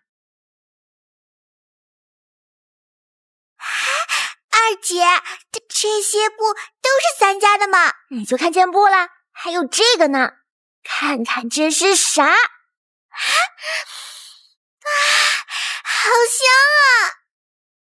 娘，你快点过来，看看二姐买回来啥了。小闺女儿，这包饼干都是留给你和你二姐吃的。你二姐比你大，给她4块，我小闺女吃6块。老妈只是有了小闺女，就瞅着亲闺女不香了。不要，我的那份给爹2块，给娘2块，我吃2块就行。这饼干明明就是我买回来的，好人却让李如意做了。哎，算了算了，如意也算是我的亲妹子，我就是进入角色没有爹娘快。哎呀，如意，快别哭了，二姐不是和你说了，打从咱家从老宅搬出来，咱们家的好日子就来了。我知道，你看那天你和娘进山就捡了一只傻狍子，今天你和爹又捡啥了？如意，你忘了我和爹一早走的时候背2筐野菜和蘑菇，然后如意见了个人，可相中咱家野菜蘑菇了，就给了我们15块钱。别瞧他给这么多，实际是给的定金，咱们还欠着人家好多款嘞。那以后我也和你们一起去挖野菜，咱们多多的挖，都卖给那人。唉，好呀，不过野菜蘑菇也值不了几个钱，说不上哪天大雨下来，到时候城里人自己不会去挖呀，你说是吧？哦，那咋办？那咱家以后靠啥挣钱啊？卖鱼呀！今天我和爹在去城里的路上看见一条河，二姐就想去河里看看，然后你猜怎么着？怎么着了？那里有好多大鱼，那条河就在一座山的后面，我估摸平时那地方也没什么人去，然后我和爹就在那儿用竹筐，里面放点咱们家的野菜，再然后你应该就能猜到了吧？能，我猜到了，你和爹一定没少捞鱼吧？不然咋给咱们家带回来这么多好东西？对呗，这2款布都是我和爹去纺织厂换的，说是瑕疵布，不能拿去商店卖了，就内部处理了。不过这事儿你出去和谁都不能说，不然都知道有这好事儿，以后就没咱们家啥事儿了。哦，我知道，我不说，我和谁都不说。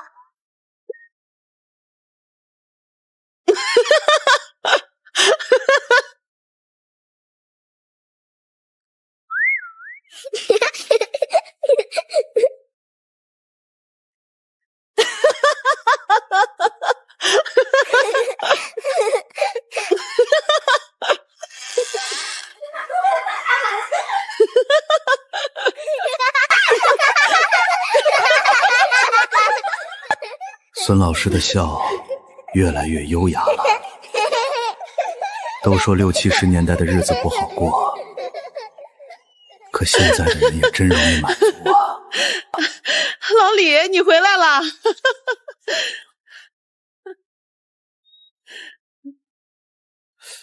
你们娘儿几个刚刚笑啥呢？笑成这样。笑啥？我娘应该是瞧见如意的伤口好了，太过开心了。我是瞧见我娘笑，就跟被人点了笑穴似的，控制不住啊。记得谁说过，最向往的幸福生活，就是每每回到家，能听见从屋里传出来的笑声。凤琴，你发现没？现在这段日子，反而是咱们一家最轻松的这段日子。是啊，曾经咱们都不轻松，哪怕那时家里啥事儿都没有，也不缺钱，可不知怎么，就是没像现在这样全身心的放松过，好像总有一根弦绷在那儿。高中最后这一年，学霸的压力一点都不比学渣小，甚至更大。耶，我知道你现在为啥轻松，因为咱们一家再也不用看着我爷奶看我大伯娘的脸子吃饭对对对，我小闺女说的对呀。那啥，如哥，给我小闺女买的大饼干呢？大饼干。挖野菜，我们家可是出了力气的，凭什么要把换来的粮食分给那些没有出力的？对呀，这年头谁家不缺粮？那几家没有劳力是他们自家的事儿，凭什么队长就要把我们种的粮食分给他们？你信不信？既然分粮的事儿没能瞒住，估摸挖到野菜、捡到蘑菇这事儿也瞒不住了。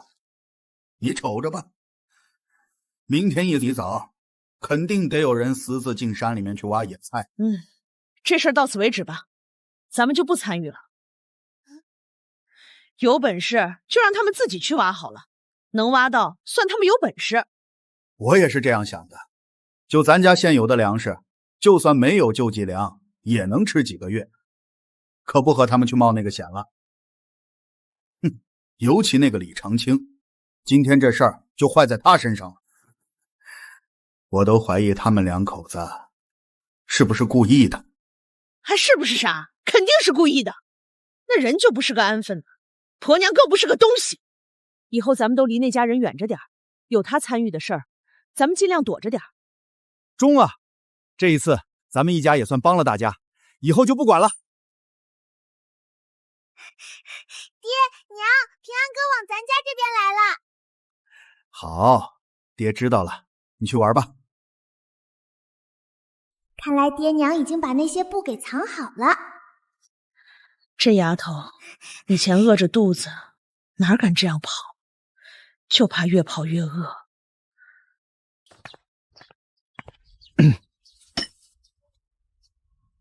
三叔、三婶儿，如哥也在家。三叔，你前几天不是想找我老丈人做些木工活吗？我老丈人说了，他们家正好有点木头，不用也可能要上交了。门窗、箱子总共22块钱。22块钱，这简直就是一半人情一半钱，这欠的人情可有点大了啊！这点活不是小活，而且木头还是你老丈人家里出的。这样吧，我这2天跟着往城里跑，挣了点钱，我给他们30块钱，你让你老丈人爷几个抓点紧就行。三叔居然能一下拿出来30块钱，还说是这2天挣的，还赚的是城里人的钱。你这个三叔啊，还真不太像是你爷的亲儿子。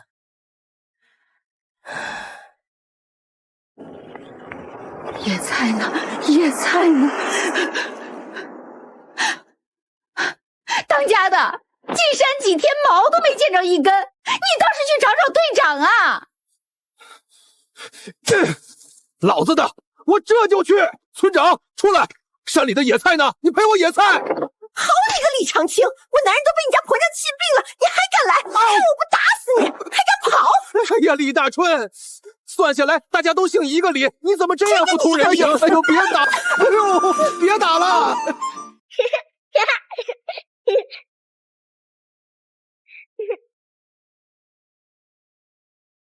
哇，如意，你家咋有钱给你买新衣裳穿了？不知道如意会怎么回答他们。那这衣裳不是新的，你们看，这里还有补丁嘞。那也和新的差不多。你看你那裤子，一块补丁都没有，就跟新的一样。我瞧就是新的。我娘说了，没补丁的衣裳都是新的。不知道如意接下来会怎么说。我家可没钱给我买新衣服穿，这是我进城看病那天遇见个好心人，瞧我们一家可怜，给了我们家好多旧衣服。你看我这件上衣就是我娘剪短的，然后用剪下来的布补在胳膊肘这儿了，你们看是不是这么回事儿？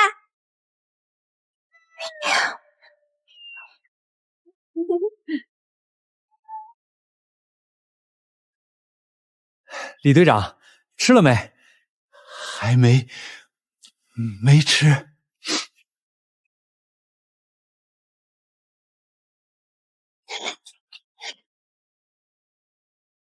李队长，饭都没顾上吃，来我家里，这是有啥事儿吧？有啥事儿不知道让着我吃点饭再说呀？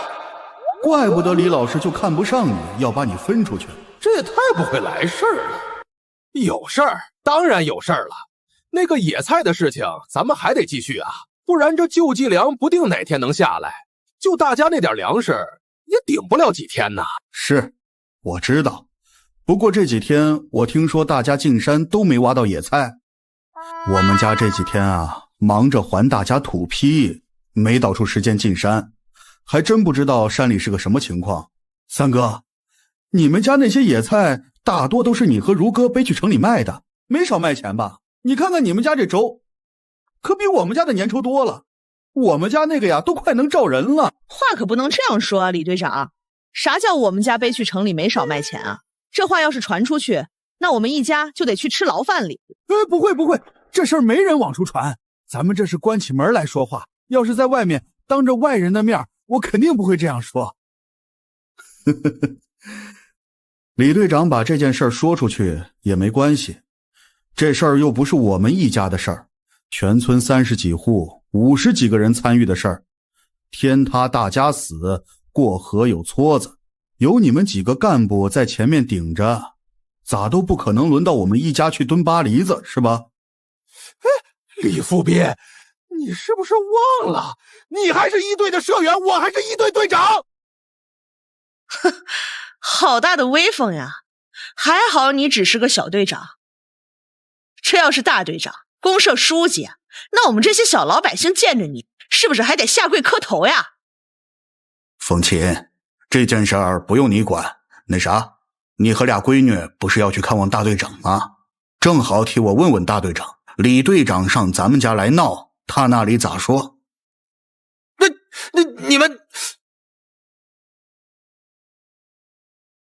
你们这误会我了，咱们好歹都是姓李的，我这不是和你们商量吗？没得商量，以后你们爱干啥干啥，我们家都不会再参与了，免得哪天被你们给送进去。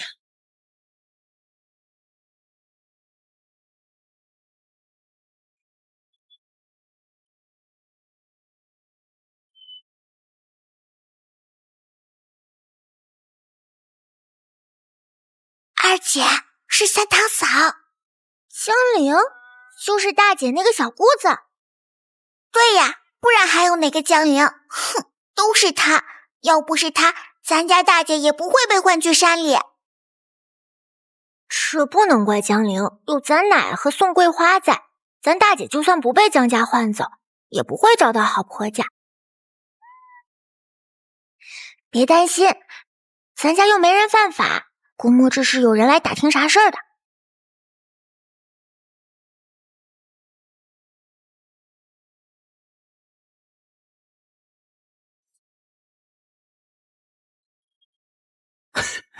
听说你们劫捞鱼了，捞着了吗？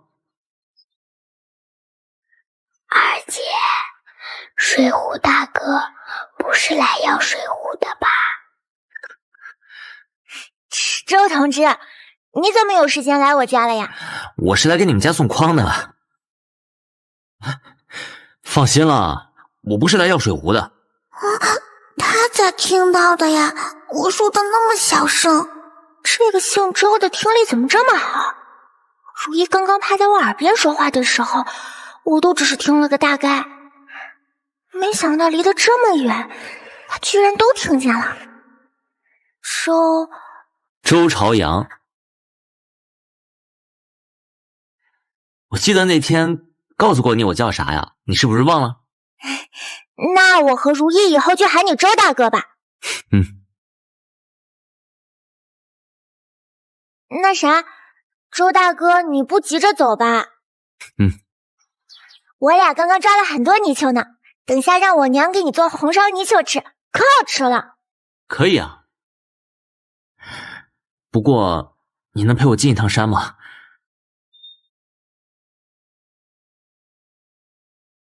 或者告诉我，那天的野菜蘑菇不是在哪儿捡的呀？那天在你家换的蘑菇野菜，我们那儿的人都说好吃，本来还想让我再找你们换点。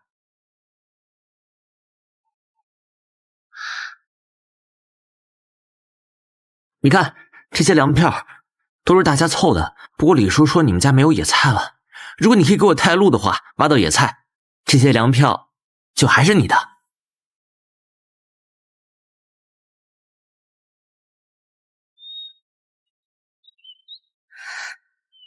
老爹这意思是不想让我答应啊？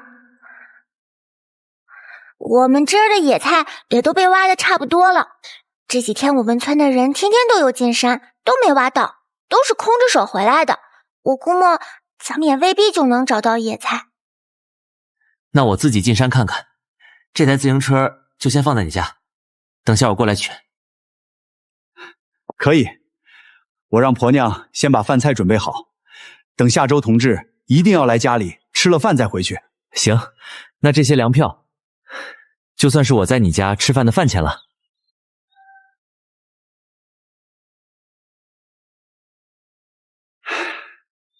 等等，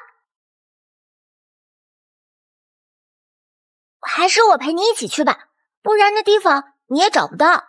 挖不着就早点回来，凭啥？别人进山都挖不着，你进山就能挖着。还有，这粮票等下记得还给小周。知道了，我会还给他的。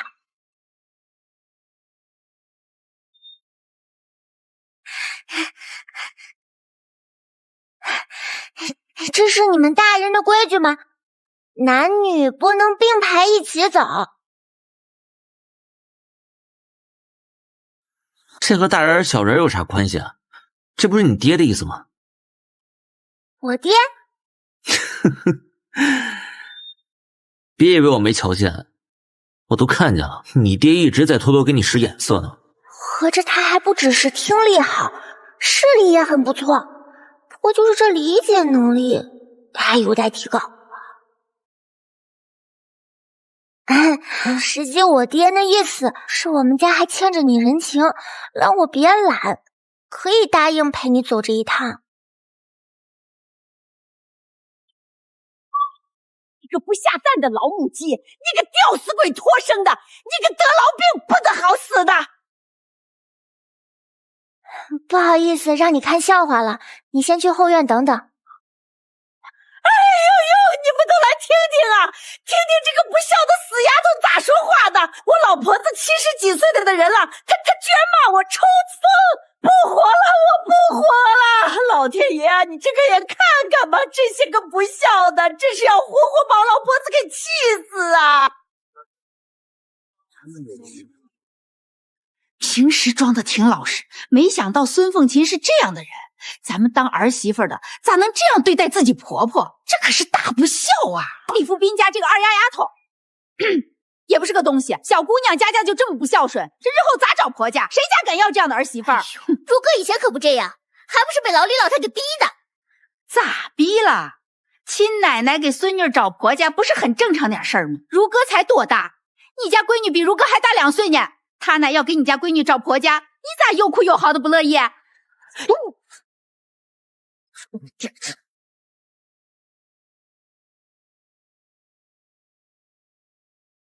我说三弟妹呀，你这也当了李家20年的媳妇儿了，咋还不知道咱娘的脾气嘞？我哪啥脾气啊？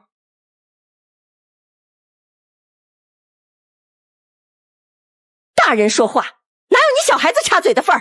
哼，你瞅瞅你刚刚把你奶给气的，这要是把你奶气出个好歹的，你担当得起吗？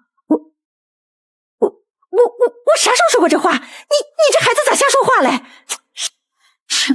崩了婊子还想立贞节牌坊，都啥时候了？你宋桂花还想装好人？三弟妹，实话说吧，我们今天来没别的意思，就是看上你家的房子了。二弟妹，你胡说啥嘞？我大嫂子，你这人就是这样，都啥时候了你还装？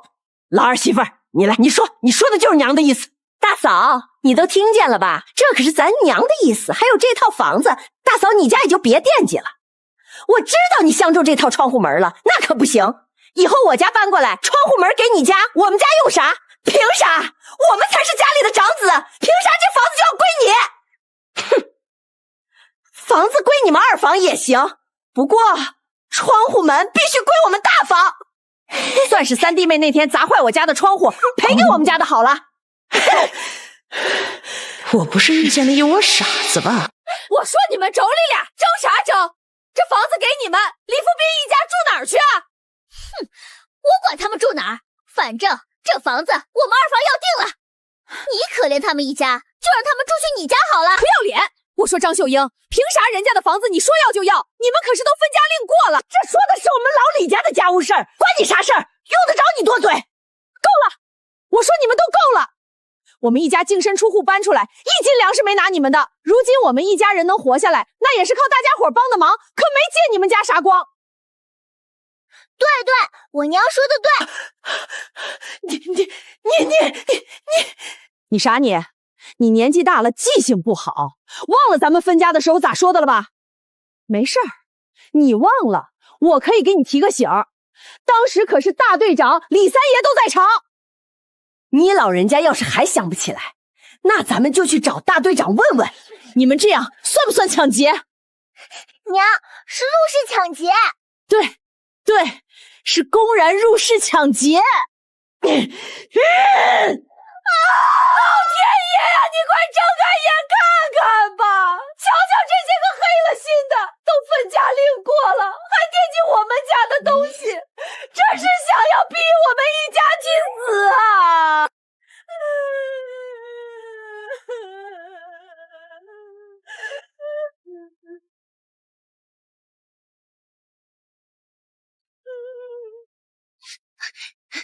同志，你找谁啊？这家是我三叔家，你咋是从他们家后面过来的？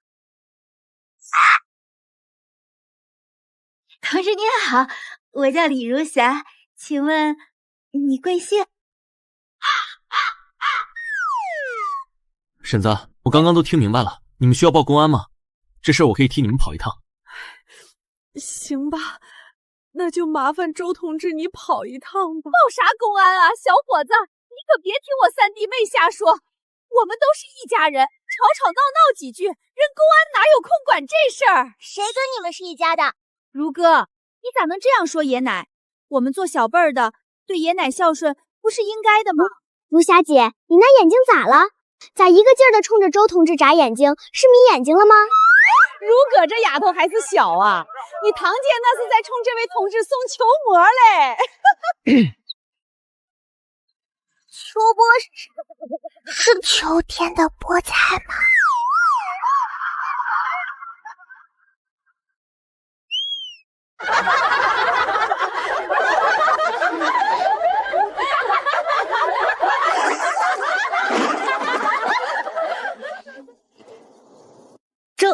周同志是吧？我堂妹没读过书，没文化，你别听她胡咧咧。这丫头说话还真逗。小伙子，你家是哪里的？我们家如霞那可是能生儿子的，我得听听你们家啥条件，一般人家，我们家如霞可不惜的嫁。奶，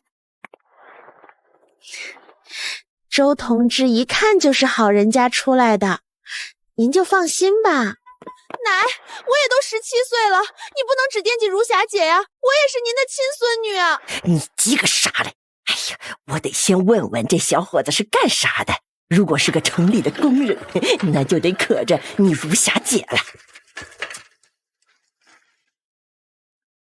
娘，你做啥梦嘞？就如霞这好吃懒做的样子，模样又不行，还想嫁给人家周同志，还有你们这些人。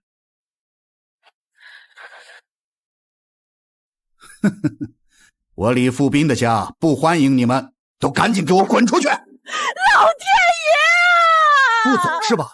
还想继续闹下去是吧？那好，那就不能怪我们了。你们还能咋的？这好似是怕你们似的。孩子他娘，你可以动手了，放心，打死谁咱们都是正当防卫。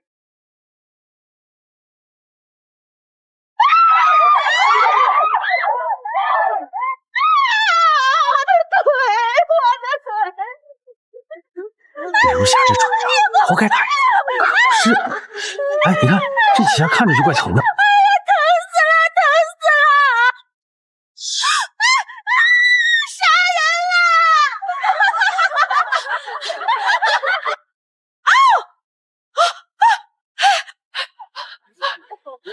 活该！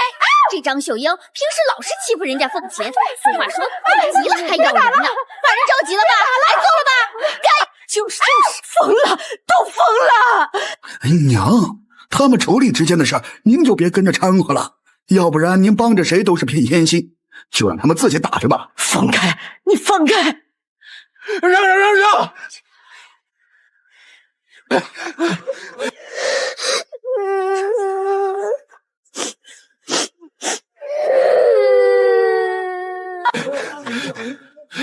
这是咋了，老三？你们一家咋能随便打人呢？乔大哥这话说的，怎么是我们一家随便打人？我们上你们家打人了吗？还是我们一家去抢了你们家房子了？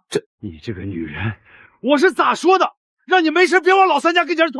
你瞅瞅我这身上，都是如哥那死丫头抽的。你这丫头，也都10几岁的大姑娘了，咋能说动手就动手呢？如霞可是你亲堂姐，你还是我亲大伯呢，不也说要卖了我就要卖了？还有我大姐，也就被你们一家给卖了，到现在是死是活我们都不知道。你这个……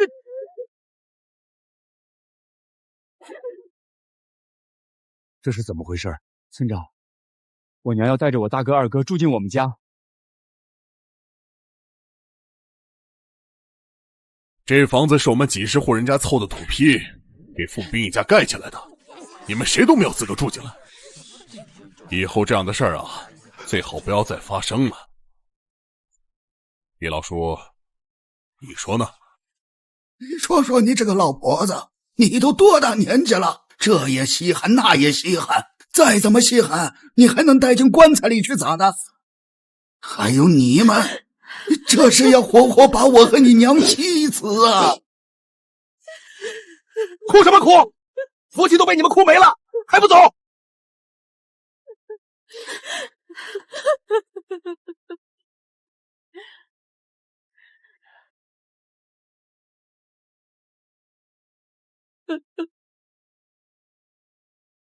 王婶子，等一下！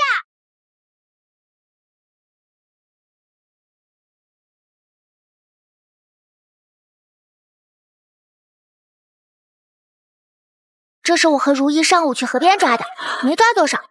婶子，你拿几条回去，给我柱子叔补补身子。这咋好？你看看，我们家都没帮上你们家啥忙。如哥，以后你家里有啥事儿需要婶子帮忙，就让如意过来喊我一声。没事的，没事的，婶子。咱们远亲不如近邻，你说是吧？婶子，那以后少不得还要麻烦你们家，我在这儿就先和您说声谢谢了。谢啥谢，都不是外人。走了，婶子回家给你柱子叔炖汤去。这泥鳅估计得有半斤，如哥可真是个大方丫头。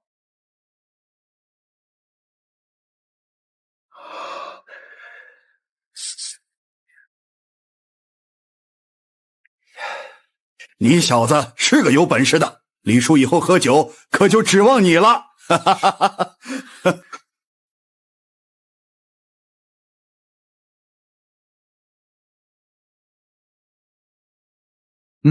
放心，李叔，我能让您指望上。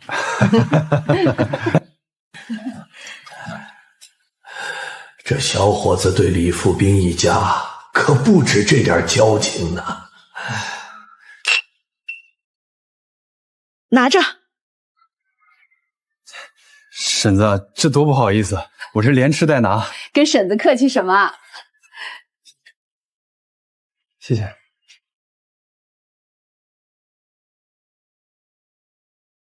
爹，我们和如意前2天在河边遇到江林了，可是他啥都不肯告诉我。他连地址都不肯告诉你们。是啊，那些布我们也给大姐留了一份，将来如果大姐能回来，也不知道那孩子咋样了，以后一定要接回来。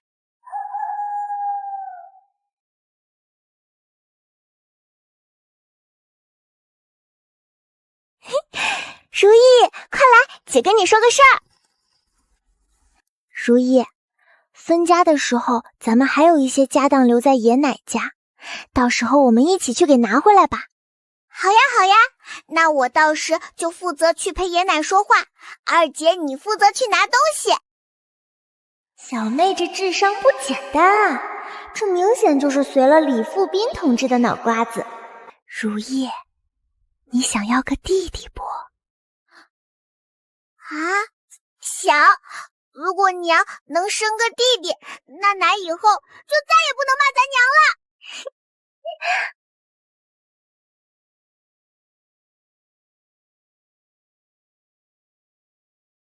你来干啥？奶，我娘让我给您送点菜。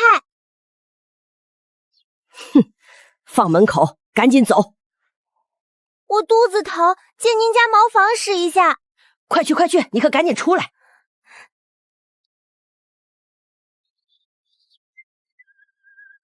咦，这是啥？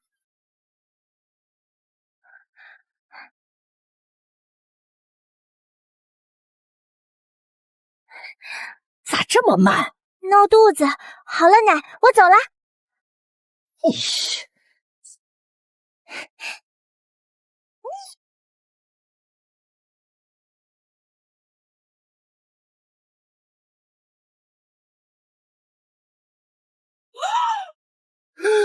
我天，没想到李老头和李老太太还是隐形的大富豪呢。